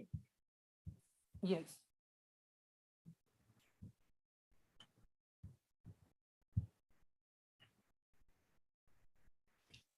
Hello, good evening, everyone. So basically, we are here to serve the healthcare community. So we are here with a solution for patients, chemists, doctors, and their loved ones. We are Medic, a software solution for both. So we are team number 112 Debug Thugs, and myself, Lavish, and these are the team members. So now it is often observed that patients forget their medicines many a times, or if it's cough or a mild fever, it can be considered and forgiven. But in case of big diseases or disorders such as diabetes or blood pressure or some cardiac related issues, then it can eventually lead to death. So basically, this can also lead to some big disorder, or it may create a trouble for them. So Here, that is, we are medic software for patients. It will send them a reminder to take medicines as per the doctor's prescription. It will also help the patients to refill the medicine by giving them a prior intimation, like based on the prescription of the doctor, the days will be calculated, and before the medicine will end up. It will give the intimation to it will give intimation to the patient that your medicines have been finished. Now second part, here we are proposing a solution for chemists too. So the second part, that is medic software for chemists. Now here comes the main business model of our software. So for chemists it becomes very tedious to maintain different softwares, like one may be for billing purpose, one may be for stock checking like medicine and BRAC mapping, one would be for bill generation. Now this all softwares are for their internal purpose. So what about customer, what about serving their customer? There is no option of software with chemist can serve their customers directly. So basically through medic software, chemists can directly serve their patients, as the medicine will get over, the patient will be allowed to connect with the chemist, so that chemist can also serve better. Like if there is no stock, so he can also update the stock and can serve the patient better. So basically here the chemist can focus on the customer relationship model. Now we go to the next, that is problem statement. So as I said, that it is some people do often forget to take their medicine. So this is one of the major issue. And the another issue is that whenever in case of emergency, so if a person or if a patient is consulting with the doctor, so it is means doctor will require a medical history of that patient, so that he can serve the patient in better by understanding all the history. So in case of emergency, where there may be no one nearby, or where if I am nearby, so if I don't know about the medical history, or if I don't know about which medicine is given for what purpose, so our database, like medical history, can help the doctor also to assist in a better way. And for example, if we are continuing a routine with the means, like if there is a routine of specific medicines, and if it gets suddenly changed, then it becomes difficult to remember. So basically using this, all these problems can be solved. Moving towards the next slide. Prem. Yes. So I'll explain the process flow. So basically what happens is, like, we go to the doctor and doctor gives us a prescription. We take that prescription and give it to the chemist. So now the local chemist, which we have in the local shops. Prem, I'm sorry to interrupt. We could go to the demo with this process and you could just explain it directly over there. Okay.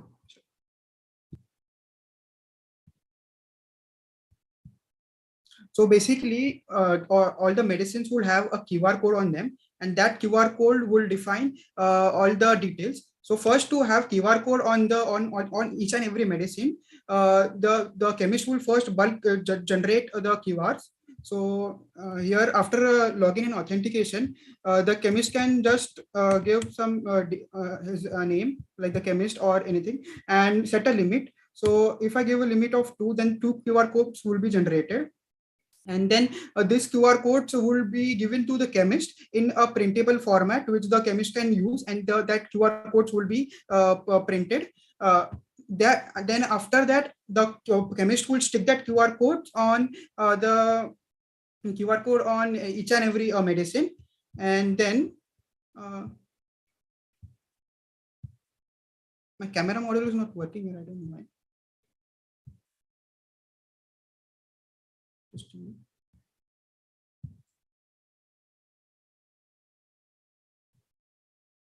Okay. So the chemist, after the medicine is stuck after the QR code is pasted on the medicine, the chemist, while giving or while billing the medicine, will just scan a QR code like this. And then after this QR code, on the medicine, the chemist will add this information for each and every medicine. Now here, since we don't have a database of a prior database for that chemist, we will manually add the medicine details. So now here, adding the details.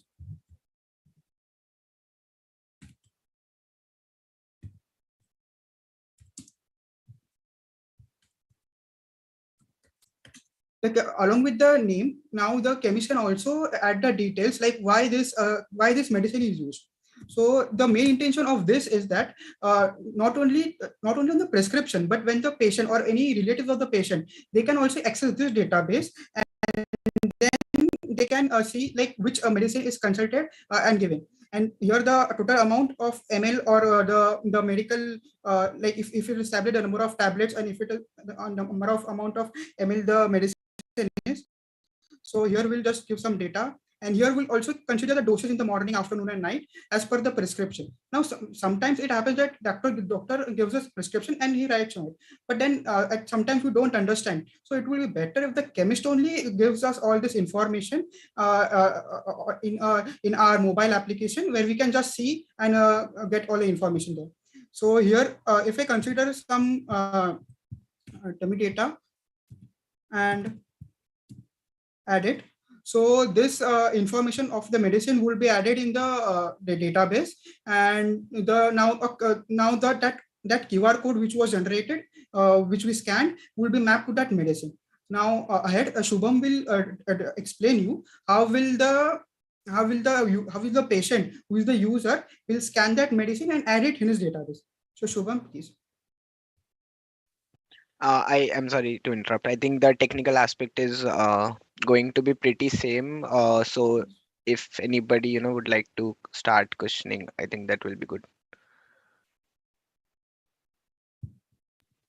The idea Sorry for interrupting. The technical application for this is we have created a special mobile application for this for the patient, and apart for the patient will not have a web-based interface, but the rest of the technical things is like this. Yes, sorry for interrupting. I just have one major question, that how do we think it would be accepted by the chemists, and they already have a system in place for all of this. Yes.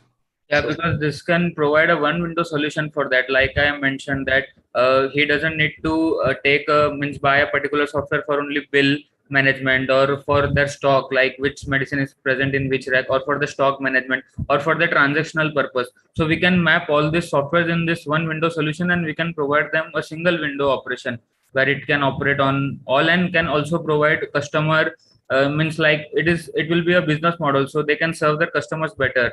Like each patient will be associated with only particular like customer can't skip the medicine. So if the medicine gets over, and if it is not available with the chemist, so basically notification will be given to chemist a day prior, so he can also refill his stock, and then he can service customer better.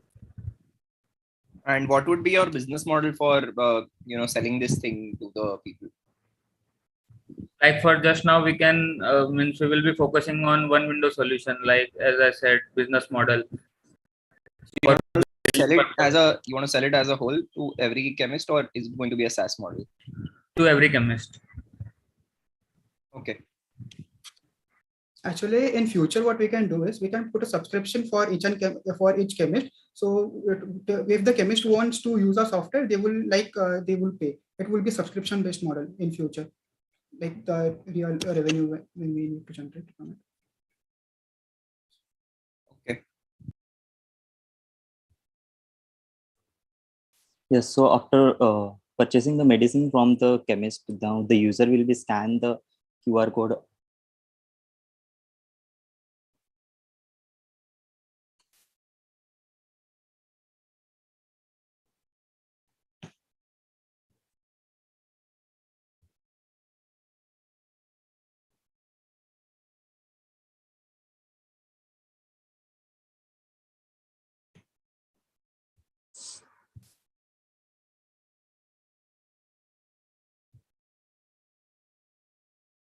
Actually, I think it's disconnected. Yes, after scanning the QR code, all the data of the medicine will be shown here.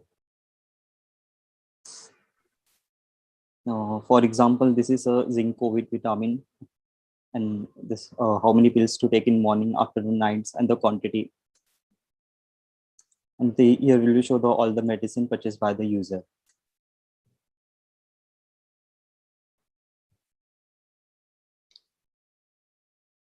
Yeah, so that's all our app.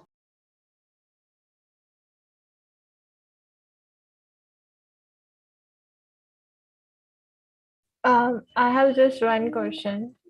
This I think Farm Easy as well. Who does this? So how does your model is so different? And second question, well, how would you verify the prescriptions given by the doctor? People may cheat, take overdose medicines, healthcare reasons. Many things could be a reason. So how would you deal with that in future, or have you thought of it? Like for prescription we are going with chemist, like chemist can verify, like we are concerning means we are concerned about the business model. Like chemist will give the medicine. If it doesn't want, it's up to him. We are only getting the data, like for if he wants to sell a medicine, then he needs to enter all the details like doctor's name and everything. So we are just using this idea, just we are adding the information for dosage, so that we can give the notification to, and we can create a medical history of the patient. I'm still not getting it. So you mean that a person he can come to For buying not providing medicine, and we can directly give the delivery of the whether the prescription is real or it is okay, and fake. the chemist enters the details. Doctor's name, patient, and which medicine for his records. So we are consumed daily, so that we can do our further means when they will diagnose the patient. So And is zoomed in here, and we can see the classes like happy, neutral, and stressed. So that's how the model intuitively works. Kadir will take on from here. Kadir, over to you. So I'm audible. So the emotion detector or the stress detector gives an accuracy of 75%. I know it is less, but with more training and more data set, it can be up to 85-90%. And the face detection was actually provided by OpenCV and open source based on SSD framework. And next slide, please. So yeah, we have an accuracy of 75%, and also for a given video or video frame, we are actually using two frames per 1 second video. So in that way, for a 10-second video, we have 20 images, and we average out the predictions to give more accurate results. Next slide. Demo. Okay, so coming to the demo part, so since many of us use our meetings via mobile or via laptop, so it would be a better option if we can develop a software which supports on both. So we have also developed an Android based app and as well as a web based app. So I'll be showing you how the Android based app works. So I'll share my screen.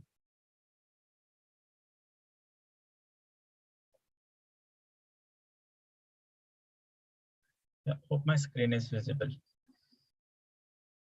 Yeah, it's visible. Okay, so this is our app. So where we'll be using the where we'll be asking the user to input his name. So suppose if I give my name as Aftab, and this meeting ID would be the ID which we'll be using so that we can group all the users who joined using the same group ID. So currently we'll be using Meet ID as bugs. So all the people who have joined the link join this app using this Meet ID, whether it's from Android application or whether it's from web application, it will join to the same link, and it will list all the users who joined in this link, and it will show the stress level of each of the member. So currently I'll click on submit. Yeah, so it will take me to this page where we'll be getting the facial recognition, and it will automatically start recording in every 20-second intervals. So in this, you can see that the below it has been changed to recording started and stop recording. So that would be also done automatically. So you can see we have shown the status as bugs. So in every 20 seconds, it will analyze what's the status of my face, and according to it, it will change. So first it's the happiness level. So it's 15%. So in every 20 seconds, it might change. So this is my stats, that is happiness level, angry level, and neutral level. And this here we are giving the stress level of myself. So if this is currently 58, so 58 means it's in a normal level, and if it increases the threshold value of 70, then it will show that your stress level is high, and if it's less than 40, then it will show medium. The stress levels identified is basically the average value of all of the attendees who are attending the session. So here you can see all of list of the people who have joined using this app. So I'll again join with another app in my another device. So I'll name it as Shake, and I'll join using Bugs. So you can see Shake has been added here with the value as 0, right? And then sometime it might update according to the facial recognition which we have got here. Yeah, so just a minute. Yeah, so you can see this shake value has been changed to 68. And according to this, the average value will be calculating, and we'll be displaying here that 47% attendees are stressed currently. So these all things are going real time, and it is completely connected with the website part 2. So the website demonstration will be showed by Arfa. All right, thank you very much, Aftab. Now we'll be going on to the web application. Okay, so this is basically what we've built for the web part. Know how happy you or your attendees are. And this is the UI, the top of the UI. Now let's begin. So I'm going to be using the same code for Bugs, and I'm going to be entering here. And let's get started. Oh, judges, one thing I'll tell you honestly, the web application does not take real-time feed. The reason being that not that it's impossible, it's just that we found it a bit difficult to do it within these 2 days, this 1.5 day weekend. So we'll show you how much has been implemented. So now if I say start camera and hello, and I say recording, and it is recording right now. So 1, 2, 3, 4, 5, and stop recording. And if I say see recording, just in case. Okay, and then once I click on submit, so if you can see it's loading up here, just give it some time. And when we scroll down, so your emotional levels, happy, stressed, and neutral, and angry. And then we have, so let's just 42. Ooh. Just 1 minute. Okay, we're having a bit of a glitch here, but no worries. All right, there we go. I'm sorry to interrupt. I think we got the idea, and it is okay. Like whatever glitch happened. So, one thing I need to understand is what about the false positives and false negatives? How are you handling it? And more importantly, all I see right now is algorithm that is already in place. So once you have figured out the stress levels, once you have got the metrics, what next? Like if there are escalated levels of stress, then comes you like there will be the part when you come into the picture, because this algorithm already exists. It is just how you are presenting it, that is only difference that I see so far. Yes, sir. So the main motive behind this app was like, currently we all attend so many meet, but none of the organizer nor ourselves see whether how much actively we are participating in each of these meeting. So it would be very much helpful for the organization if they can know the statistics of the attendees who are attending this particular meeting, so that according to that they can change or maintain their schedule, so that at what time the user is much active, and the output of the meeting would be much more efficient compared to just taking it on any random day.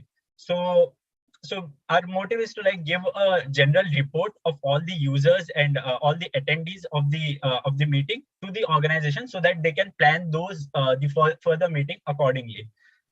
So also, that is, yeah.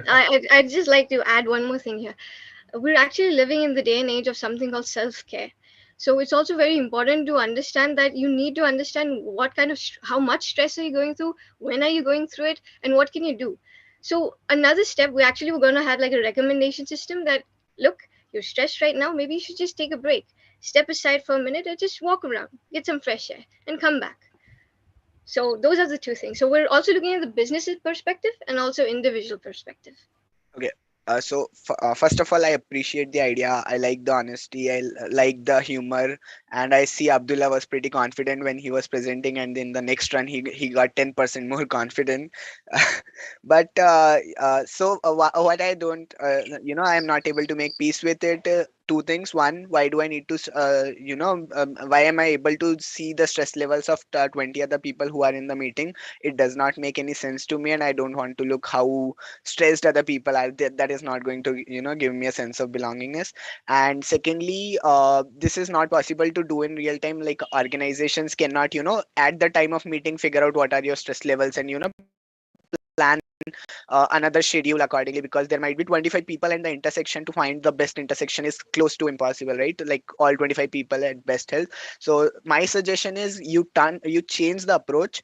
What you do is you accumulate the data on a weekly, monthly basis. You make a justification out of it that okay, 3 out of these 25 employees are constantly showing higher stress levels, and then by the end of the month or by the end of the whatever frequency is being set, you make some suggestions. So basically it comes to the company's reputation, the culture as well, where how they are managing the employees. So at the runtime it is not possible to schedule meetings again and again, and but it is very much possible if the accumulated reports are being assessed.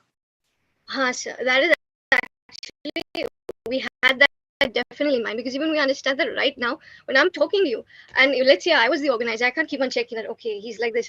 So we even when we were having the mentor discussion, the mentor also mentioned that what you could do is maybe have like a report in place that could be submitted maybe at the end of the week or end of the quarter or something like that. And also, sir, to talk to you about the first that thing that I don't want to check other people's, definitely that is definitely one point, but we were thinking from the organizer's perspective. But then again, as you're saying, your whole report. So yeah, So, that is sir, definitely the mind. so when we were developing this, so we thought that if we can aim a higher bit, so if we can display all of the list, then obviously it's possible to just show my own, like if I want to show just mine data, then it's possible to do that. So we were planning to show the higher, the wider picture compared to the smaller picture. If we have shown just mine, my emotional data, then it would the project wouldn't have been much more impact, since it would be a normal image classification type of model. So that's why we thought if we could aim like approach to a bigger, wider approach, then probably we can give some more input on that. And yeah, obviously if the if organizers takes this particular model, then they can modify it as per their requirements. क्योंकि आप अभी बहुत ज्यादा nascent stages में, तो मैं अभी invest नहीं कर पाऊंगा, but I would like to meet you guys after the hackathon, and I can resonate with the problem statement, and I can see a lot of branches that can be made out of here. So you guys can reach out to me after the hackathon, and I'll probably help you connect with a few more people from the industry, or give you more guidance and optimize the approach you are having. Thank you, sir. Thank you very much. Sir. I just have one question. Did you contact any domain expert like counselors or something for this application, maybe to see? Currently, so this idea was generated day before yesterday, like before the night itself hackathon began. So we were just thinking what types of app which we can develop for the hackathon. So this complete model has been developed when the hackathon starts. So yesterday at 11 a.m. we started developing this app. So we haven't contacted any domains or anything. So we just kept our own real life experiences in mind. Just correct me if I'm wrong on the understanding part. So you will be, so there is a Zoom call running and your app will be running possibly in the background or something, and it's a real time processing, right? So how does that work out? Did you get a chance to try it out? The demo you showed right now was your app was in the front end, and it was using the camera and taking the feed. So when Zoom is using the camera, I am not very sure if your you'll be able to run a daemon and get it. Right, So right. yeah, what's So your sir, there's so this would be an issue in Android application, since in Android it's by default it's mentioned that if a camera interface has been changed, the camera would automatically stop in that particular application. So that's a limitation in mobile side, but for application side, for web application side, yeah, it can be done, since at a boot time we can also use Google Meet and as well as Teams, and we can turn on the camera on and off on both the time. So yeah, that could be done on website part, but for Android application we might have to do more research, like how we can do that so that it can run in background. Then that comes as a major negative, because then the whole purpose gets defied. Or you can possibly then tie up with these platforms and be a plugin service to them, possibly for getting the feed with the app. Yes, sir. So, so our future enhancement. So one of these was a future enhancement which we were planning to make it as a Google Chrome extension, or maybe an extension for mobile. So yeah, that is one of our future extensions. And yeah, Arfa, if you want to add any future extensions, you can add it. No, I think sir's point is valid. If we think from the business perspective, definitely we can, go and because this is, as you said, sir, it is a negative drawback, but it's not something that we cannot tackle. So, Okay. But thanks for that suggestion. Thank you very much. And yeah, also one suggestion is contact a domain expert when it comes to mental health. Yeah, Yes. Sure. Yeah, cool. A question? Okay, then thank you, Team Bugs Questions. That will be all. Thank you. Thank you very much. We'll move on to the next team. Our next team is NeoStar Agari. So you all can start the presentation.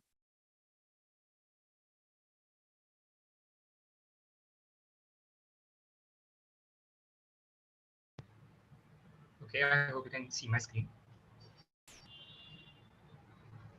Yes, Alicia. So, hello everyone, this is Team NeoStar, and our project for the hackathon is FinGuitar. Now, moving over to our problem statement. Next slide, please. So, more than 49.1 million people are estimated to be visually impaired globally out of the 7.79 billion currently. So, generally, users take around a year or two to get acquainted with and also learn an instrument. But this learning period increases exponentially for the visually impaired people.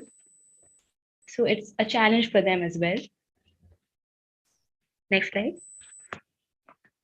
Now, what is FinGuitar?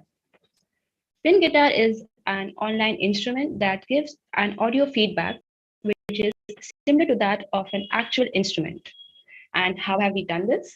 We've used OpenCV and machine learning algorithms to identify these gestures and play a tune based on each one, giving the users the impression of playing an instrument, but virtually. Next slide. There is another issue that we're also tackling here. So the usually the average cost for a guitar is over 4,000 rupees, and more than 85% of users, they give up on trying to learn an instrument within a month or so. So our main objective was to find a solution to this common issue and also help users save up on time and money and get to know what learning an instrument feels like without actually having to purchase an instrument. Next slide. So how does the entire thing work? So initially users will turn on their webcams and make a hand gesture. Our model will then detect this gesture using OpenCV in the backend.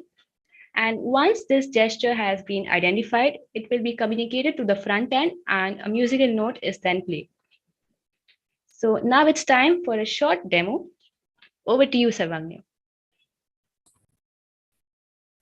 So till now, you must have got an idea of what we are trying to simulate here. And you must be thinking, oh, this is another OpenCV model.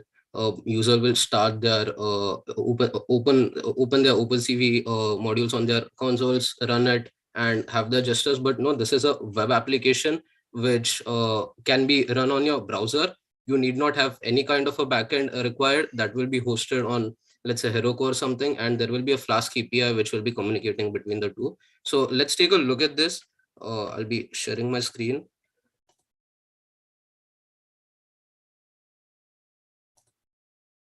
So is the screen visible to everyone? Yes, it's visible. Okay. And is the screen audible? Is it audible as well? Let me stop my video. Because I have started my video. Yeah, okay, now it's visible. We can't hear the audio though on the tab. I'll mute it.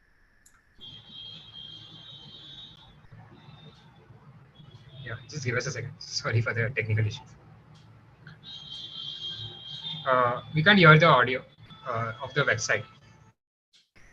Share the tab rather than the whole Yeah, window. just share that tab.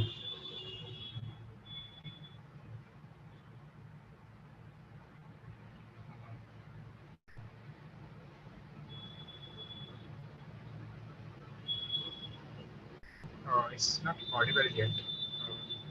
The website is not audible. No, the sound is not audible. Wait. Is it audible now? Okay. Yeah. It's audible now. It's audible. Okay. I'm sorry for that inconvenience because of the screen sharing options. I did not anticipate them before. So we have started with a normal background music, and we have the UI here, which gets dynamically updated based on the gesture you give.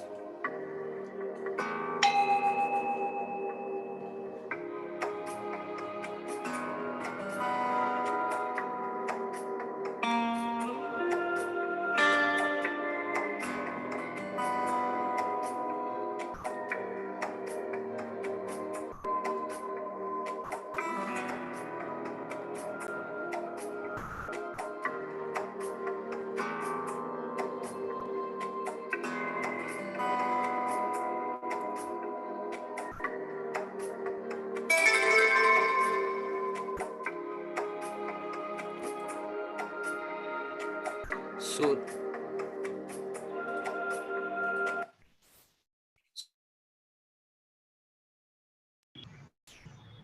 We can't hear you, Sarvagnya.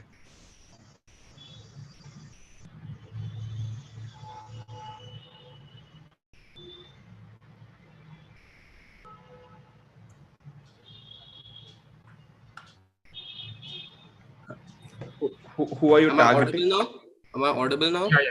Yeah. Okay, so that was a short demo of what we could prepare in a day or two. So let's move ahead. I'm sorry for all the technical inconveniences because of the Zoom screen sharing options. Who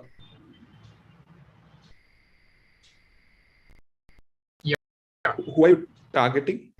Okay, so as we said that the main idea for this was, the first thing is that maybe for the blind or the visually impaired people, right? So for them, the learning an instrument from scratch, like if you directly start with an instrument, it might be tougher.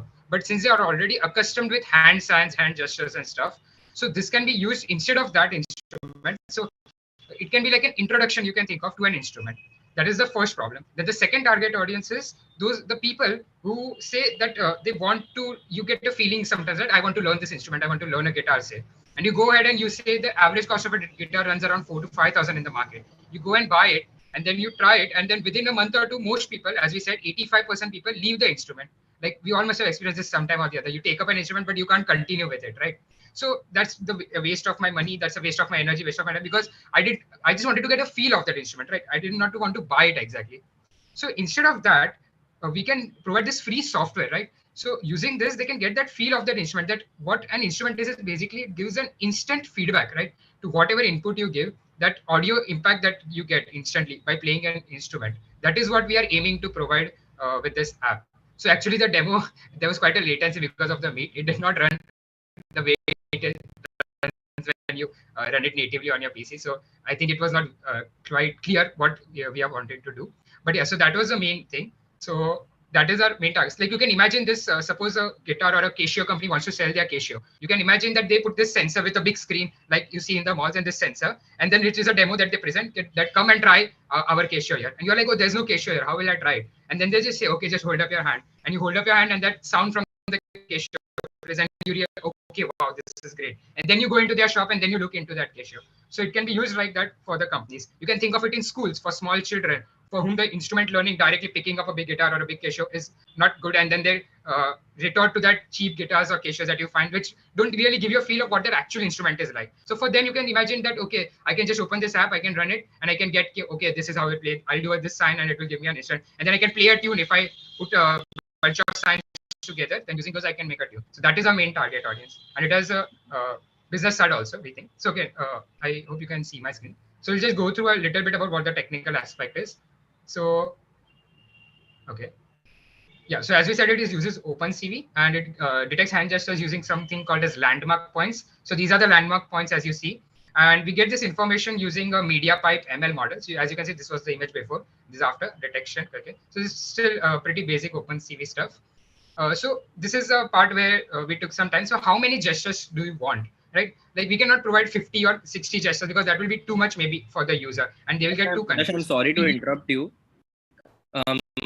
If all the judges are okay, do we want to go through the whole process that they have implemented? No, I think I pretty much got the idea, and I appreciate the approach because it is pretty niche down, and I see Josh is a musician himself. I can see the guitar. So so this is not a question. This is sort of an opinion. So I feel as far as I am concerned, I do not. I see a lot of novelty in this product. So I haven't seen anything of this sort before. This might be due to inexperience, but there's a broader perspective to this that you can replace hardware component of the composition in the music industry, right? So.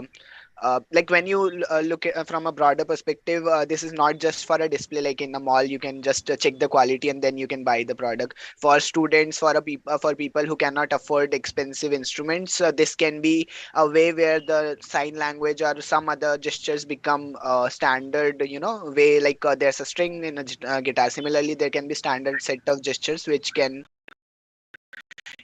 basically govern how the instrument is going to be played. And then since it is electronically generated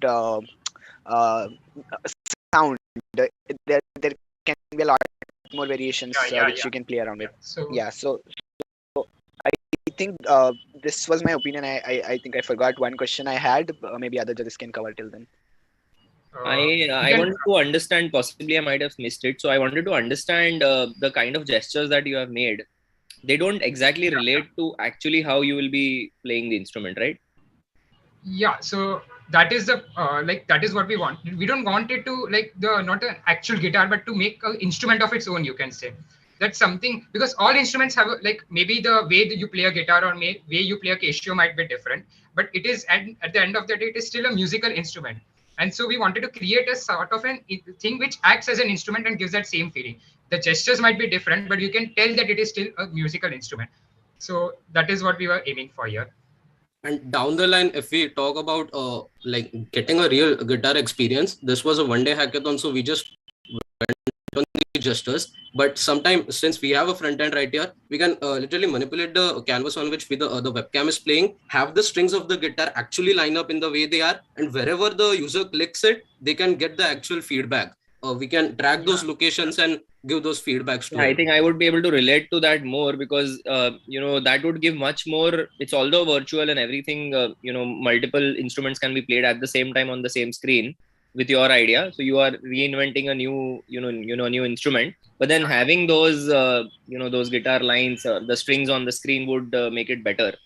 Because even with technology, what the UI UX is always talking about is that we have to try to get the user that offline feel on the online world. Only then they are going to be able to adapt to that technology. So random gestures, I don't know how much it will work out. It's obviously a very new idea to be able to judge that, but if you are able to correlate, I think it would be a great new invention.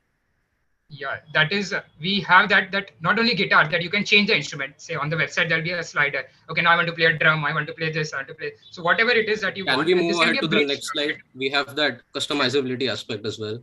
Yeah, Also, if we can talk a bit about the gamification also, we will Yeah, look at this web no app. problem. Yeah. Can be made gamified. Rewards and stuff you can add. Okay, next slide also. And as we were talking about customizability, we can allow the user to customize and modify any gesture to the tune he or she wants to. And again, as we talked about the strings on the guitar, which line up on your canvas, we can line them up. We can track their location. Since again, this was a one-day hackathon, we settled down on gestures, but we had this idea in our mind that we could do that. But communicating that from the web app to the model could have been a bit tricky in one day's time. Second thing is secondary gestures. So you can use a second hand to control the secondary aspect, something like the audio, bass, tempo. So you go to some new cars like something like Tesla. I've seen that online. Uska jo, the jack which you have there, you don't need to turn the knob actually physically. You just have to turn on your fingers and move them, rotate them so that the volume increases. So we can include that aspect as well. If we pitch, we can turn on the bass. So that is another secondary gestures which you can customize upon. And thirdly, as you said, the sounds, be it the drum beats, the piano tunes, or any sounds that you wish to, you can customize them and add them. So in keyboard, be it a keyboard or be it a guitar for that matter, you always have one hand would be doing the strumming and the other hand would be taking care of the chords. So एक ही हाथ से how do you either वो chords भी बजा सकते हैं फिर हम. So we have that in place that we can increase it to two hands. Just right now, it is like you can say, because of the constraint of the hackathon, the time constraint, it is in a proof of concept. So I think the concept is there. And this can be this. You can think of it as something like lens cut. When you see before buying a spectacle, they put that AI, right? They put the spectacle, they show on your face how it will look. So you can think of it in some of this way, that before buying an instrument, it gives you that acha aisa hoga instrument shayad se when I'll buy it karke. So that way it can bridge that gap. Okay, just to give you a reference, so in mechatronics or any electronic communication, any processes, there's automation softwares like simulation softwares where you build the circuit without even actually putting the parts together, just to make sure that that can be a part of your justification. What I want to understand is like what is the expense structure here, like whether you are planning to integrate with other hardwares, like do I need to get a high quality webcam to make sure that very minimal movement in my fingers are being tracked, or a normal webcam or my mobile is sufficient to stage a performance? So there can be two models in our opinion. So one is the web app, that we create our own web app and people have to come there, they have to have a webcam, and we can create a mobile app also. So okay, you can do the same thing from a mobile. And the other thing can be you can sell the software to companies which want to sell their products or market their products, and then they can handle the whatever the distribution might be, and we can just sell the software. So I think both are viable options. But yeah, we have that plan, not perfectly yet, but I think the concept is there. So there can be many upgrades and much more added in the future. Got it. So that's it from my end, and I'm just going away, but I'm wearing the headphone, guys. Don't nudge. Okay. All right. Any other questions, anyone? Okay. So if there are no questions, then yeah, we could take the next team. Yeah. All right. Thank you, guys. Good job. Thank you so much. Thank you so much for all the feedbacks. Yep. Thank you, Team Neostar Agadi. Now we will proceed to the next team. We have Team Cosmos. You all can start with your presentation now. Okay, good afternoon. Good evening, everyone. 1 second. Okay, so is the screen visible? Yeah. Okay. So good evening, everyone. Myself Vishesh Karan, and today I am here to present my project, Proacto, project management app. So let me tell you first a story. A few months back, I have been doing an internship at a small startup. So there we have an app like Meet for the video conferencing, and a chat app of the Gmail. And for the task management, we had Jira. So it was very hectic to use different apps for different tasks. So what we thought to made a single app which can have all these features inside it. So my team members are Vishesh Karan, that's myself, Bhave Sangutar, and Rohit Maurya. Next slide. So the basic introduction of our app is that, our app Proacto, which is a project management app, is a perfect solution for any corporate and technical company setup, as it integrates all of the functionalities, that is video chatting app and video conferencing, chatting, and task assignment within a single application. Next slide. And so the features of app are the task management and scheduling that can be assigned by the employee or by the admin, and a video conferencing feature where the team members can like video conference each other, and a live chat where team members can chat with it officially, and the employee and the task analytics which will show the admin that how the work has been done efficiently. Next slide. So the text that we use is a Flutter framework for developing the app, the Firebase for backend, or the Jitsi Meet API for video conferencing, and the Stream Chat API for the chatting feature. Now my friend Bhavesh will explain the business strategy of our product. Talking about the business strategy, now let us look at the business model. We are planning to go for a B2B model, which stands for business to business, wherein we will be setting up the app for corporates, which will be a recurring subscription from them, for which they will be billed annually. And the app will cater to all the necessary need of the employees, be it task management, live team chat, video conferencing feature, and the analytics, be it employee and task analytics. Also, talking about the target audiences, so our target audience are majorly the corporates and IT professionals who are working from home. This app will cater the needs of both product based and service based companies. The future scope of our project is that we are planning to implement the implement the product as a web-based application. Also, we are planning to integrate a chat bot using artificial intelligence, through which the first-time users can get a nice onboarding experience and resolve their queries, if any. Also, we are planning to scale the product for big scale corporates. And now let us move to the project demo.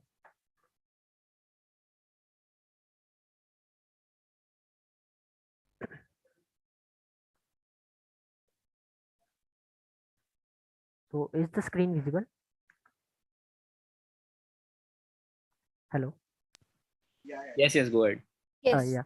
So this is our onboarding screen, which will be displayed for the first time when the user starts the app.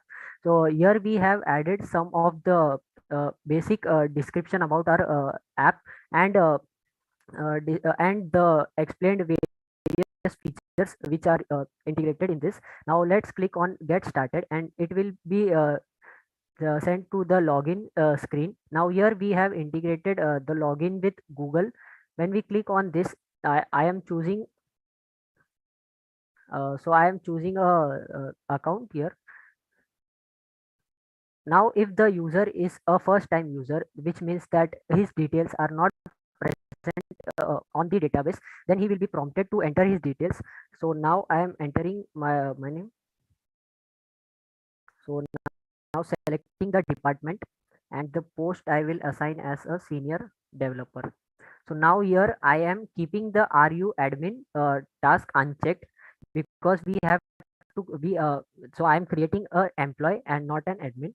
So when we click on submit, this is our project screen. From here the presentation would be carried on by Vishesh. Just to interrupt over here, this would be done by the company. ये company organization के लिए app जाने वाला है, right? हाँ. Okay, तो वो तो employee registration should happen from the company side only. वो employee खुद आके कैसे बोल सकता है कि मैं admin हूँ या नहीं हूँ? Also, one more thing. So Siddharth, your voice is very low. Your voice is very low. Sorry. Yeah. So I believe this is sort of a productivity tool. What I'm not able to understand is why cannot I use Slack, Discord, Jira, like all these platforms has a lot of other features as well, which sort of makes me biased towards those platforms which already exist. So what kind of unique like what's your USP, what's your key selling point that you are doing differently than whatever exists today? Because I know an IIT startup who's doing the same thing, selling the similar kind of a software to a corporate for I think 3 lakh rupees a year or so. So exact same model, and they are not able to survive. So you, as Kritarth has already said, that you already have huge competitors. So aapka, what is your USP? Actually, our main aim would be is that if we have Jira software that we had for the video conferencing, we had to go to another app. For the chatting, we had to go to WhatsApp. And in the Indian market, like the users don't appreciate many apps in their mobile. we consider spaces. So what we decided, we can have all that feature in a single app and we can sell it to the company. So company don't have to invest in various teams. Like they have to invest in teams, they have to invest Jira suspicion. They can get all in the one together. That's our main aim. No, so Jira keeps like Jira and other platforms as well keep sync between other platforms as well. So from Jira you can create a repo and you can make sure the commits are being tracked. Similarly, like all I see is one more step that Jira can take is like integrate one another calling platform into their whatever exists today, and I think they'll be a step ahead again. Yes, actually, this is like our startup. Like we are starting from the basics, and we will try to implement much more features. Like we are trying to implement the AI where the users can assign tasks by just saying the word, like assign task from me, like the how the Alexa works. Okay, you can continue with the demo.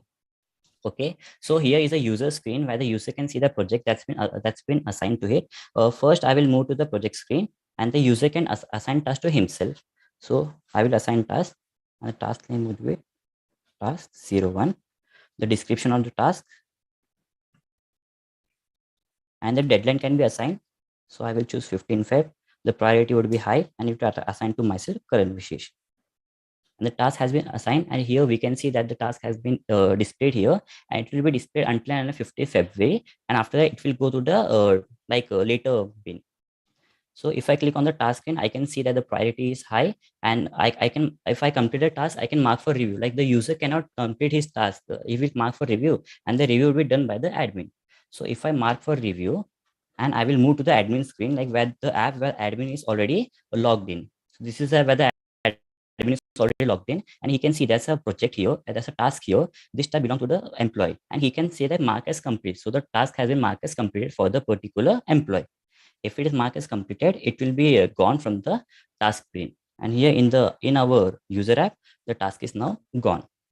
Also, the user screen also has the analytics where the user can see how many tasks has been completed, how many tasks are ongoing, and how are in the in review. So if I add another task in the same project,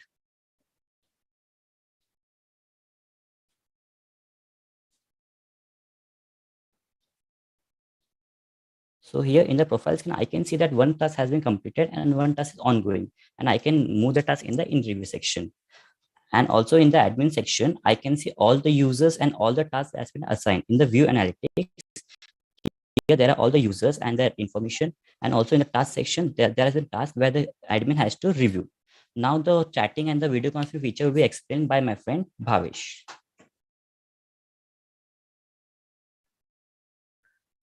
So now let us move towards the chat feature.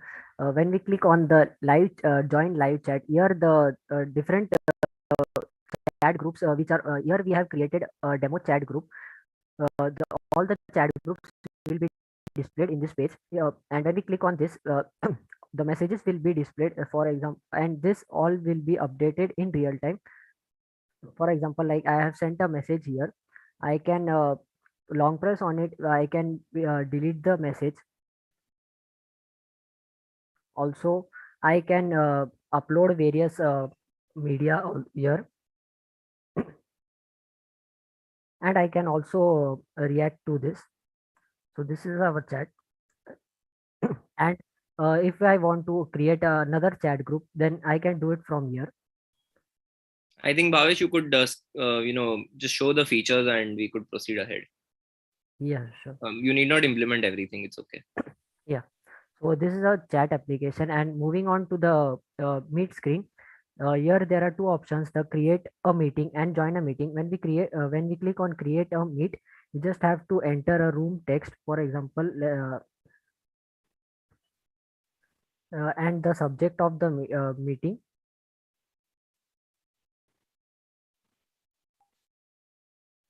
And the name.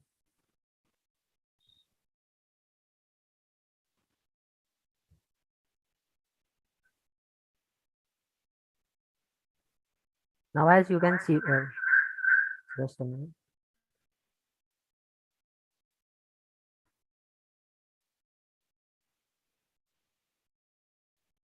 Now, as you can see that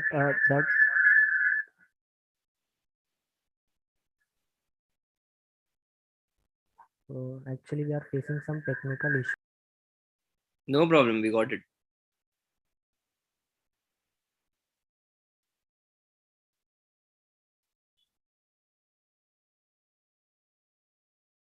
Bhavesh, you have lost your voice. It's okay. Yeah. The next is also the meeting link can be shared through this, and it can be also viewed on the browser. So we can join the meet from the app as well as from the web browser using the same link. Okay. So this is our app.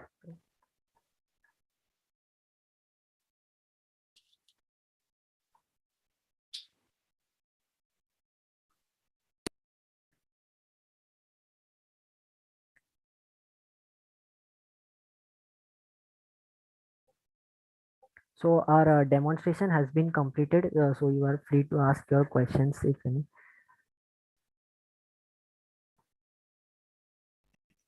Hello. Yeah, mentors, are there any questions? Yeah, I would have loved if you guys would have showcased the employee report part and focus more on that rather than going on to the fighting Jira part, or because that's something that is unique.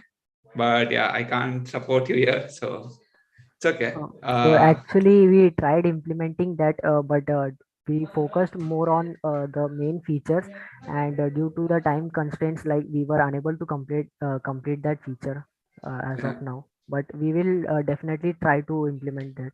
See, and that's why prioritization of features is a very important thing in the industry. Look into it, because see, video conferencing and chat support that exists, right? And for an organization to have a whole per employee based on task status overview or a dashboard is something that is in demand. So prioritize features accordingly and then go for it. But yeah, cool. That's the only thing I wanted to say.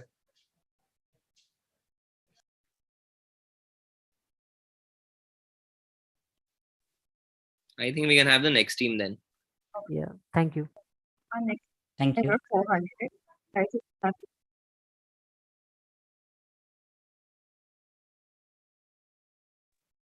Okay, hello judges, hello mentors. Good evening. Hey, hi Ashu. Good evening. Yes, Rashika, can you please start the presentation? Hello everyone. Good evening everyone, judges and fellow participants. So I'm Rashika Rawat. So first of all, is my screen visible and I'm audible to everyone? Yeah, you're audible. Okay. And before starting a presentation, I'd like to thank you, our mentors in the prior round, because because of the discussion we've gone through and now come to a more clarification, and things are now more clear to us, and we have crisp our problem statement and other points. So towards the project explanation, so our project is Grey Collar Hub. So we aim to solely work for the people who are willing to work or to work for a job, for example, a package deliver, a food deliver, or cab drivers. So willing to work for people who wanted to work in these sectors. So let's first consider a Zomato delivery boy. So he works in the morning shift, and at the night, at the end of his shift, like what he's doing is like he just wait for the next day when he can start working too and earning too. But while he's waiting, what he's doing, like he's just waiting. And if I'm a person who's earning on the basis of on the number of hours I'm working, I'm definitely will not be happy, because I can work for the other firm at the same time and earn. So, and even if that's possible for me, I can work and I go to other film to do it. What a hush like. And now think of 100 such people having the same thought of working for multiple companies, but for going through the same process by their own. So for those people, we wanted to create a portal, a platform where these things will not sound very hard for them, where we make this process very easy for them. For on our portal, we collect all the jobs available for them, and now we let them select, let them decide which schedule, on which shift they want to work for which company, and actually can make that possible for them, so that they can plan their shifts. They can plan whether they wanted to work with 2 or 3 companies at the same time, if they can. Now, this is how we're trying to support the first part of our chain. Now, talking about the other end of the chain, which is the companies that wanted these workers. Now, how we're going to support them is that let's just think that there's a well-established firm like Swiggy and Zomato. So what they do is, like, those companies, as they are big enough, so they have their own different portals, a own different team, an app, a program that they have developed, because they know that these things, when you grow up, are required to manage the process of hiring workers. So when they have already they have those teams ready up, and they have invested their time and money on them, because they can, because they are such big firms. But what about the new companies? What about the small groups? What about a small hotel in your neighboring? What about those small Instagram businesses that don't want to put up extra money by creating that by creating an extra stream for that service? So for those things, like for those small businesses and those for those small businesses, we can put our platform as a service for them. Like, we can let them have workers, trustified workers, trustified, gone through trained workers. So we can let them have those workers. For we can hire them, we can train them for them. And what they have to do instead is just to connect on our portal and to have that service from us.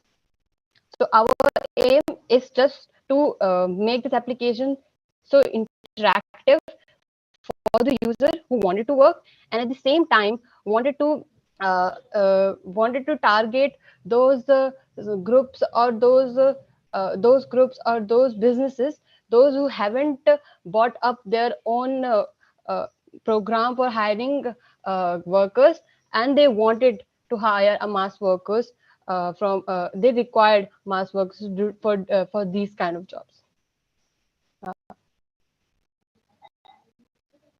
So now I will request Ashu to give up the Yes. demo.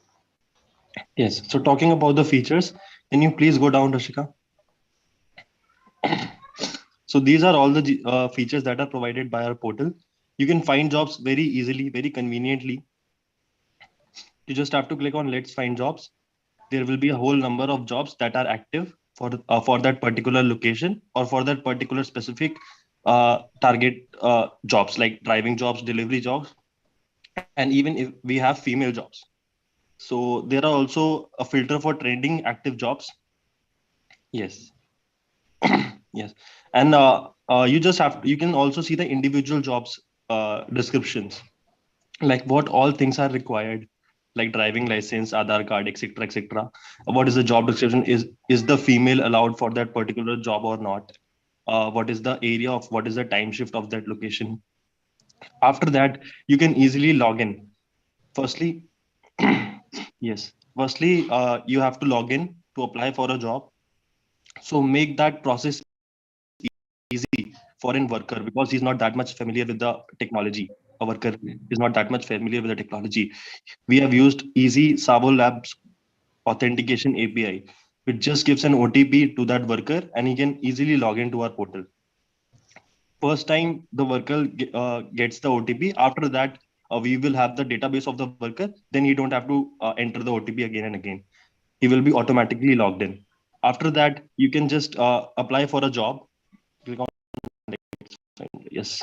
You can easily apply for a job by just filling up some mandatory fields, filling up some mandatory documents, uploading some mandatory documents, and then you are good to go.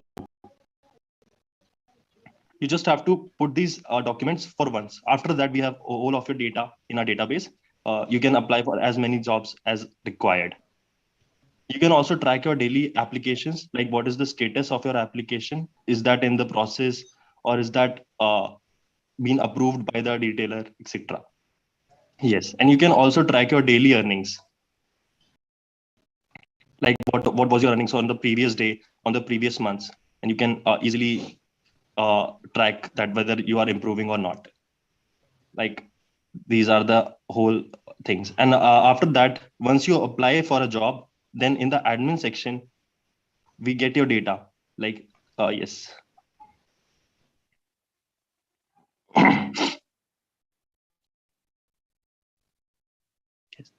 So once you're logged in as an admin, you will get these IDs as an admin, like who all clients are there that have posted jobs on your portal. These are the clients like Flipkart, Swiggy, Zomato.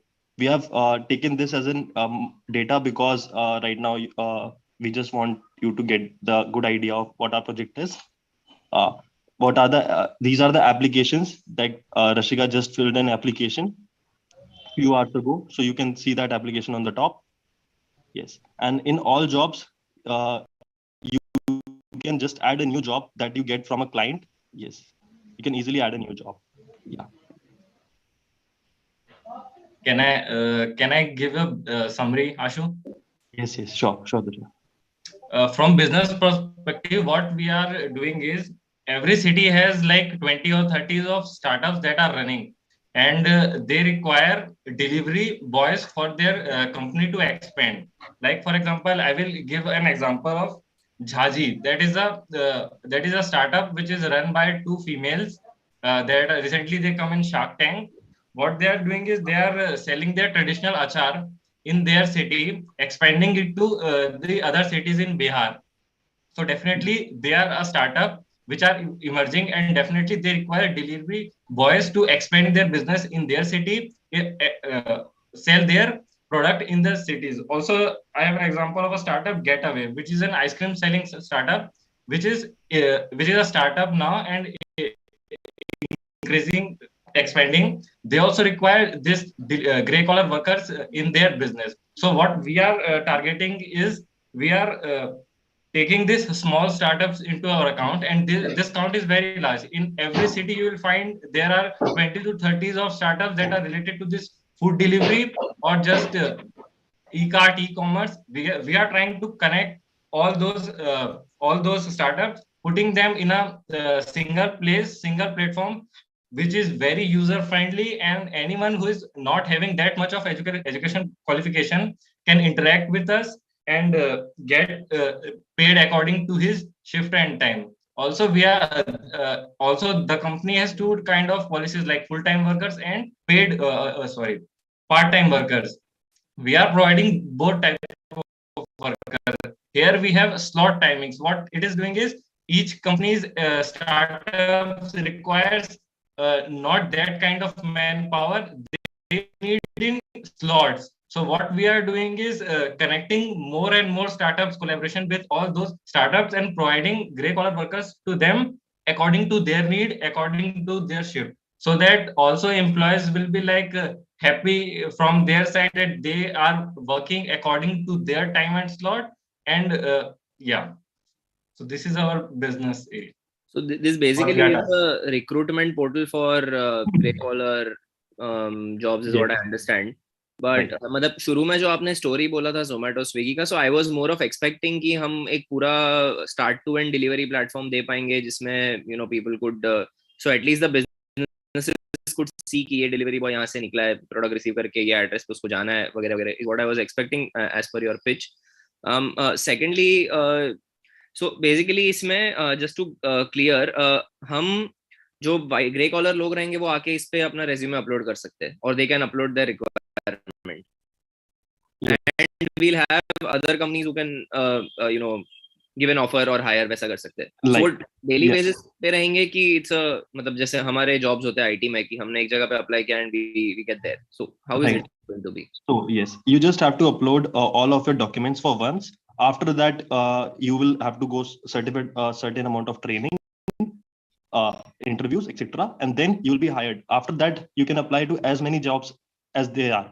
You just have to apply according to your time convenience. So yeah, आपके they'll go with your branding, or how is it going to? मतलब Urban Clap का कैसा है कि when you call for an hairstylist at home, तो वो Urban Clap के कपड़ों के साथ आते हैं. So is that going to be the case for you also, because you said you will be giving them training and stuff before sending it over? No. And So, So so आप train करेंगे और फिर आप hire करेंगे and then they can be hired is what you said, right?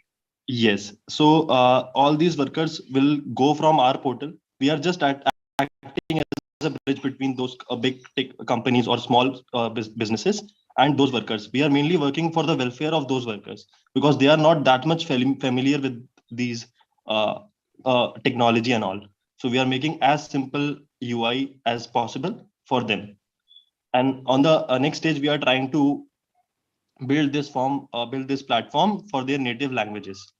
And what would be your revenue model to this? How do you plan to earn money?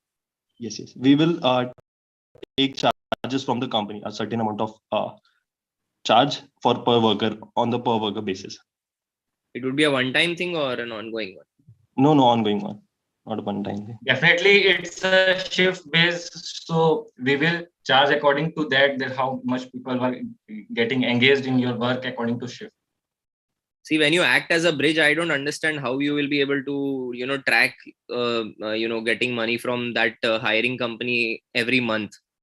वो तो बाद में बोल सकता है कि वो मतलब once the the person. We are not getting every month. We are just getting for a day, like, and that also for a particular time slot. Because a single company, like I am a person, I can work from 9 a.m. to 12 p.m. for a particular company. Like, and for that time schedule, I cannot work for another company. But after that, that company doesn't have a policy that you cannot work for any other company. Okay. Right? Okay. Yeah. So we will that company will pay for that particular time slot. Right. Okay.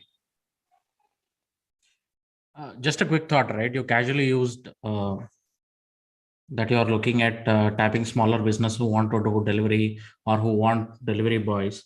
But you showed examples of Zomato and Swiggy as companies who want to hire from this platform. I just thought that's just contradicting. The second one is, how do you think current small businesses on Instagram or any other platform are doing delivery? They're using services like ShipRocket, where they don't worry about the shipping aspect, but just worry about building their brand and getting orders, right? How do you think your platform, I think it actually makes it more work for them, right? Yeah, I mean, Shopify, Dukan, these platforms are there, where we don't have to worry about the logistics. We just have to list the product and get the margin. Right. So just taking into consideration those small businesses on Instagram, we just give an example, but there will be more small startups who are not aware of these platforms, right? Startups or like small restaurants. They are not aware of these things. So we will try to firstly come and take those into pictures. And the earlier thing that we have already told that we have used logo of Zomato and Swiggy as an example, so that you guys get a clear idea. Because if we take any other logo of small businesses, then we thought that you wouldn't get that much of idea of our project prototype, right? I would want to highlight something here based on the feedback that we gave you in the previous rounds as well. I want you guys to think about what exactly, you guys are not clear about where you want to pitch in your idea, who are your target audience. One moment you're telling you are going to be the third party service provider for small scale businesses. One moment you're telling you're only going to be providing the delivery partner or the drivers or someone like that you're targeting, and the other moment you are targeting Swiggy and Zomato. So I think you should be clear about in your business or in your product who is your target audience. So you could just put it in. I mean, what you said was completely very wrong. I mean, yeah, I would say that because you're not clear about what exactly your product is for or who exactly you're aiming your audience for. So you could clearly say that you can say that as these other people mentioned that they are Shopify, ShipRocket, and there's Instamoja. They use different services. For them, if you can say that we are providing what do you say, like people, we're providing a place for them to get the man force. And also, and one moment you said restaurant people don't know they want delivery services. I mean, it's what do you say, like it's pretty hard to manage for people to put in everyday tasks. Like let's say a person is there, he would go for Zomato, he would rather register in Zomato than here, right? and it's not like they will want to work just for one day or one time job, that is, right? So maybe you can, give it in a better way. Like I think we've told it previously as well. Like, you have to focus on the target audience that you want. So it's like you're trying to do something, but you're not clear about what you want to do about it. So that's my opinion. Like you guys are very confused. Like who should be, like, you have a product, but you don't know who's gonna use it. You're just trying to figure it out. That's my thing. Yep. Oh, sure. And it's good to have like ambition of covering everyone, but be specific step by step is what I can say. Like have a acquire first set of customers, then go for other one. Like go first, as I mentioned in the morning as well, go for DTDC ship rockets first. Once that's done, you can go ahead to proceed other. But Right, yeah. right. Yes. Cool, man. Yeah. That's all from my end. All right, then I think that's it. So we'll proceed to the last team now, that is team graphics. I hope all of you are in the meeting and you all can start now.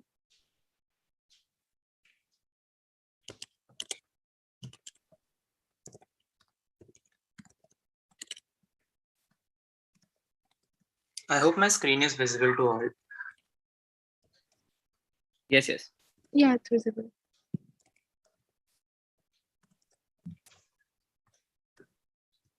Okay. Good evening, everyone. We are Team Graphics from KJSIEIT Institute of Engineering and Information Technology, including team members Ritesh Pandey, Pitambar Pancharya, and myself, Ananya Kura. We'll be presenting a solution called Patch for Code Odyssey 2022. We'll be running through the following contents and beginning with the motivation to why we chose this problem statement.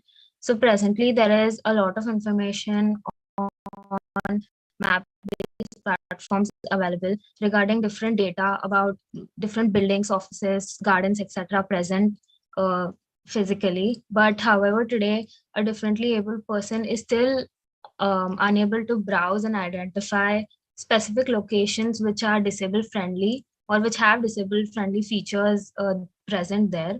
And although some existing platforms like Google Maps do have a symbol to indicate spaces which are disabled friendly, there is still, however, inadequate mentioning about proper available and unavailable features present there. Now, according to a statistic provided by Department of Empowerment of Persons with Disabilities, only 3% buildings as of 2017 in India were found to be disabled-friendly buildings. So, retracing this back to our theme of Atmanirbhar Bharat, we have created a centralized portal which focuses on storing and sharing of this information, which is different features which are disabled-friendly available at physical locations. These will be displayed to the needed people or users by the owners themselves. Our system is specified to regional spaces and places of India, and the features displayed on our website can be used by not just differently able people, but anyone who wants to know about the different disabled-friendly features available at locations, and thus use our system as their guide.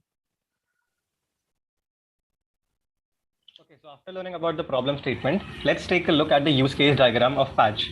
So of all the people that are going to use the Patch platform, they can be divided into two categories. The first one is the owner that owns a property and wishes to register its property on the website platform. To register the property, the owner needs to input certain details, which includes that Sorry to interrupt. We could actually see this with the demo directly. That if you don't have anything else to show the use case, we can directly see with the demo.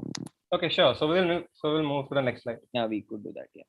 Okay, so for the tech stack, we are using the standard HTML, CSS, JS, Bootstrap. For the backend, we are using Python Flask.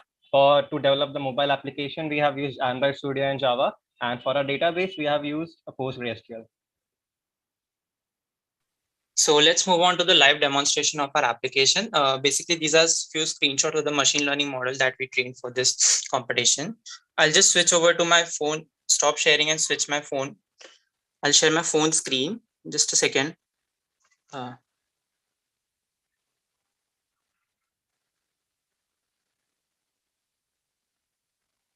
hope my phone screen is visible to everyone. No. Is it? Just a second. Yeah, now it is. Okay. So as you can see, this is the mobile application developed for the end users. So basically being differently able should not mean being disqualified from having the access to the aspect of life. And once we click on the explore button, the user can basically browse for any disabled friendly places in the nearby location. All they have to do is just enter the state and location of the city that they want to visit. For example, I put Mumbai, and what kind of venue that the user actually want. It is a hotel, cinema hall, malls or garden, etc. And what kind of facilities that the user actually want from that place. So suppose if I want that place to have automatic door or slope of ramp, etc. And I can just click on submit. And based on this, it will give me the top 2 places in the nearby location that I have entered, which has the highest availability of the facilities that I required. For example, this place Tristan has the 40% of the facilities that I want from the places available in our database, and it gives the address and the contact detail of that place. I can even see the review of that particular place, what the other users who have visited that place have to say about the facilities at that place. And if I visit and if I would like to leave a review for someone else in the future, I can do that same through this form as well. Right? So you must be wondering from where this data we got, this data. So I'll just switch back to my laptop screen. Is it visible? Hello? Yeah, yes, it is. Yes. So this is the web-based portal for the owners of the different places. As you can see, the owners can basically register on the portal and they can log into the portal. And once logging in, they can see the list of all the places that they currently own. They can even check the reviews of that particular place. For example, if I click on this, they can see how many users have left a negative or a positive review about that place and what the users have to tell about that place. And based on these reviews, the owner can analyze that whether they need to improve some of the facilities available for that particular place and not. And once they update their facilities, they can update here on the portal as well. So, and based on the different types of venue, as you can see, we have different kinds of facilities as for now. Like for hotels, we have this much of facilities that should be available for the differently disabled people. And if example, it is a cinema hall, then it should have this much of facilities, and the user can basically select the owners, what kind of facilities that their place currently owns. And suppose if the user has a new place, he owns a new place, then they can basically add a new place through that login, and they just have to fill some basic info about that place. So this was all about the demonstration of our application. Let's look into the business perspective of our application.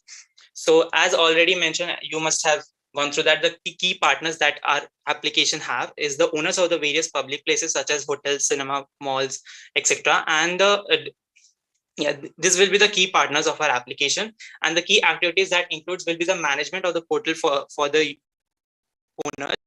They can have a generalized review analysis of their property that they own, and there will be a kind of recommendation for the end users. Now, as mentioned in the beginning of the presentation, that according to the Department of PWD, there are less than 3% of buildings and public places in India that are disabled friendly, that has disabled friendly features. But the main problem is, even though it is very less, that is the number is just 3%. That 3% is also not accessible to the end users because of the lack of information.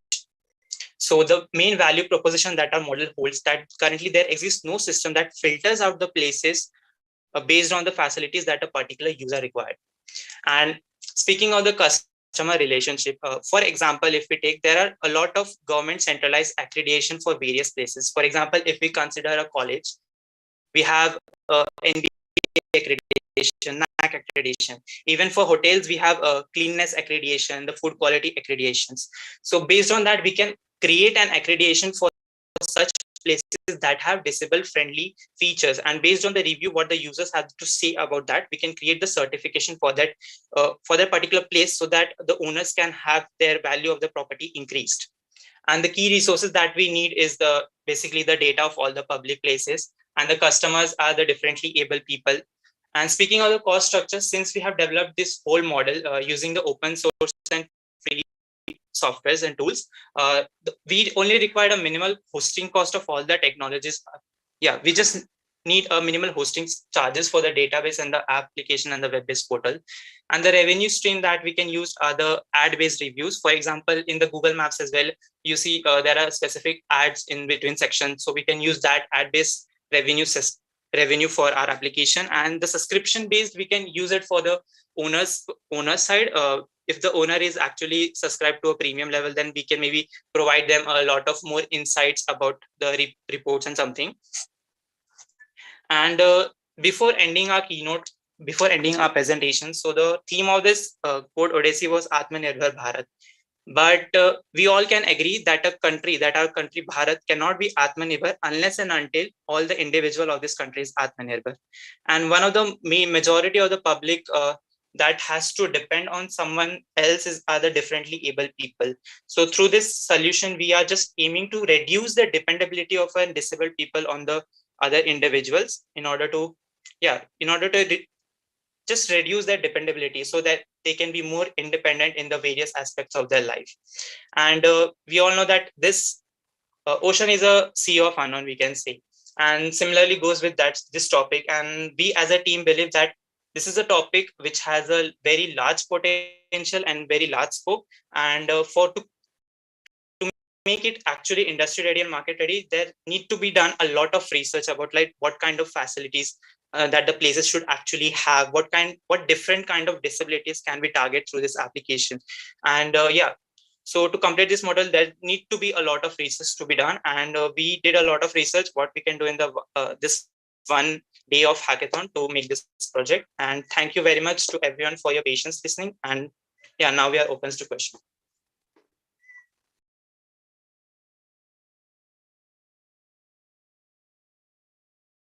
Mentors, are there any questions for them?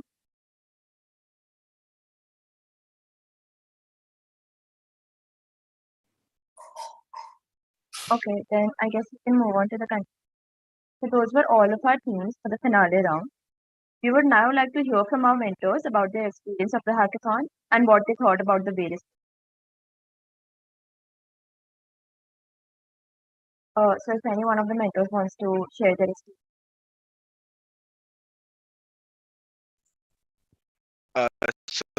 So I'll just like to say that I had a great experience. So many times in like various hackathons, not enough time is not given during the pitching session, although it is the standard. But I appreciate a better discussion which can give a better understanding to the teams, because they are still starting up, so they need much more guidance than the rest of the people who are actually in the industry, actually giving elevator pitches.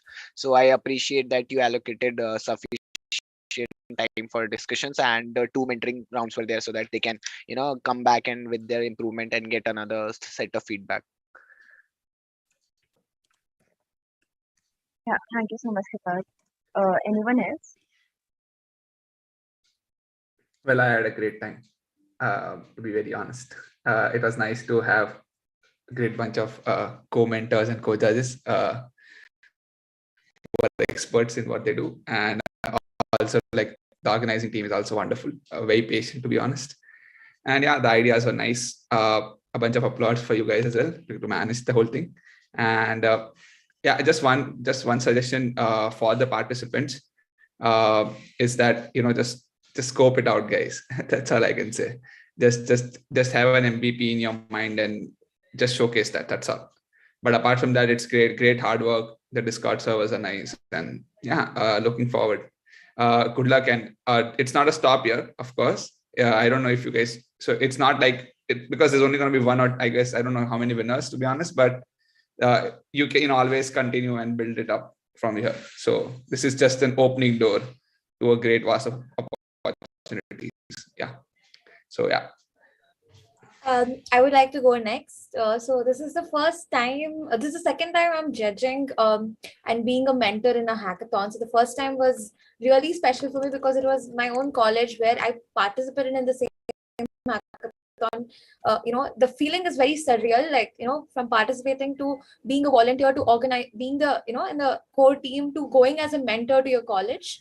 But this is the first time I got invited as a, thank you for, reaching out to me. So it really feels special because just last week I was a participant, I was a participant in my company hackathon, and now I'm in the same week. I'm at the weekend. I'm working. I came as a mentor and judge. So it just really shows for me that there's so much for me to learn because it never grew. It never ends. So that's my personal experience. So I mean, I'm just really happy that I'm a mentor. So apart from that, great work, team, the team who organized the event, because I know it's not really easy, been there, done that, organizing an event. And I really feel sad because of the COVID situation. You guys are organizing it for the first time and it's online, but I'm pretty sure once you organize it offline, it's very much like, talking to the sponsors, the mentors, the judges, and it's a very nice experience. I have learned a lot from my hackathon. So I would say for all the participants and the mentors that, whatever I am today is not because of what I studied in college, it's because of these events. So keep participating, keep organizing, keep networking. So that's where it will get you to, it will get you somewhere, and it will get you to lot of heights. So that's something. So great work to the great work the great work, the organizing team, and good luck to all the participants. Keep participating in more hackathons and these kind of events, and mentors other people. I really learned a lot, and I really learned different perspectives, and there's, I mean, as I said, it never ends learning. So yeah. Adding to Nivedita's point, so I am open to, if any team wants to connect, and if any team needs to, get deeper into whatever they are planning to do, you can reach out to me on any platform. And since my name is pretty SUable, you will be clicking on the right profile. So yeah, feel free to reach out, guys. +1 with Kritarth. My name is also pretty unique. You will be finding it out anywhere. And yeah, so in this hackathon, एक बात बहुत अच्छा लगा कि अपना देश का future bright है. I mean, we all found pretty amazing ideas, pretty, very fast coders also. Because when I was mentoring, both those teams, unfortunately, they've not been able to come ahead. But the kind of systems that they had created, it was really, really good to see in a 30-hour time, itna dedication or itne planning se wo logon ne, they pulled this out. So yeah, it's really, we had fun as mentors also, I think, so all of us. And also, this was just a brutal reminder. All of us are spending our Valentine's weekend.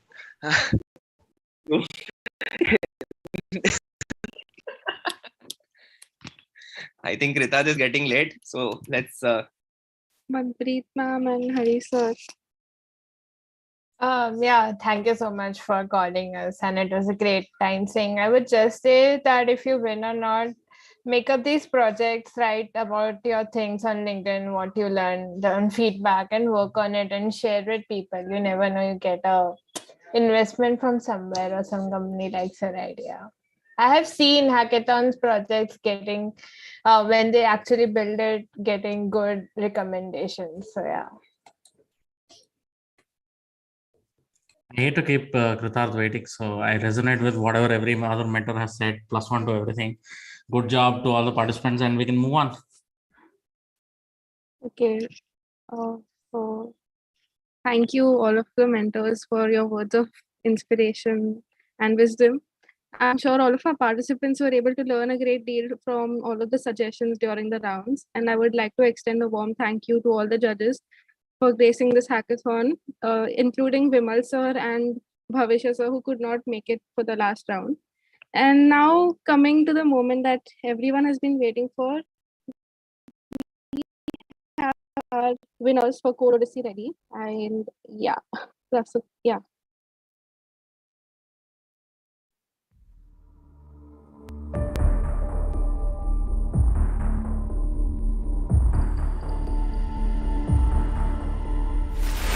Congratulations.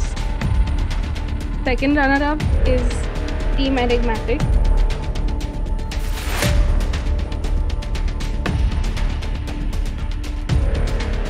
you have the team Enigmatic open their cameras and so we can have a picture with them. That would be great. Congratulations, team Enigmatic. Thanks a lot.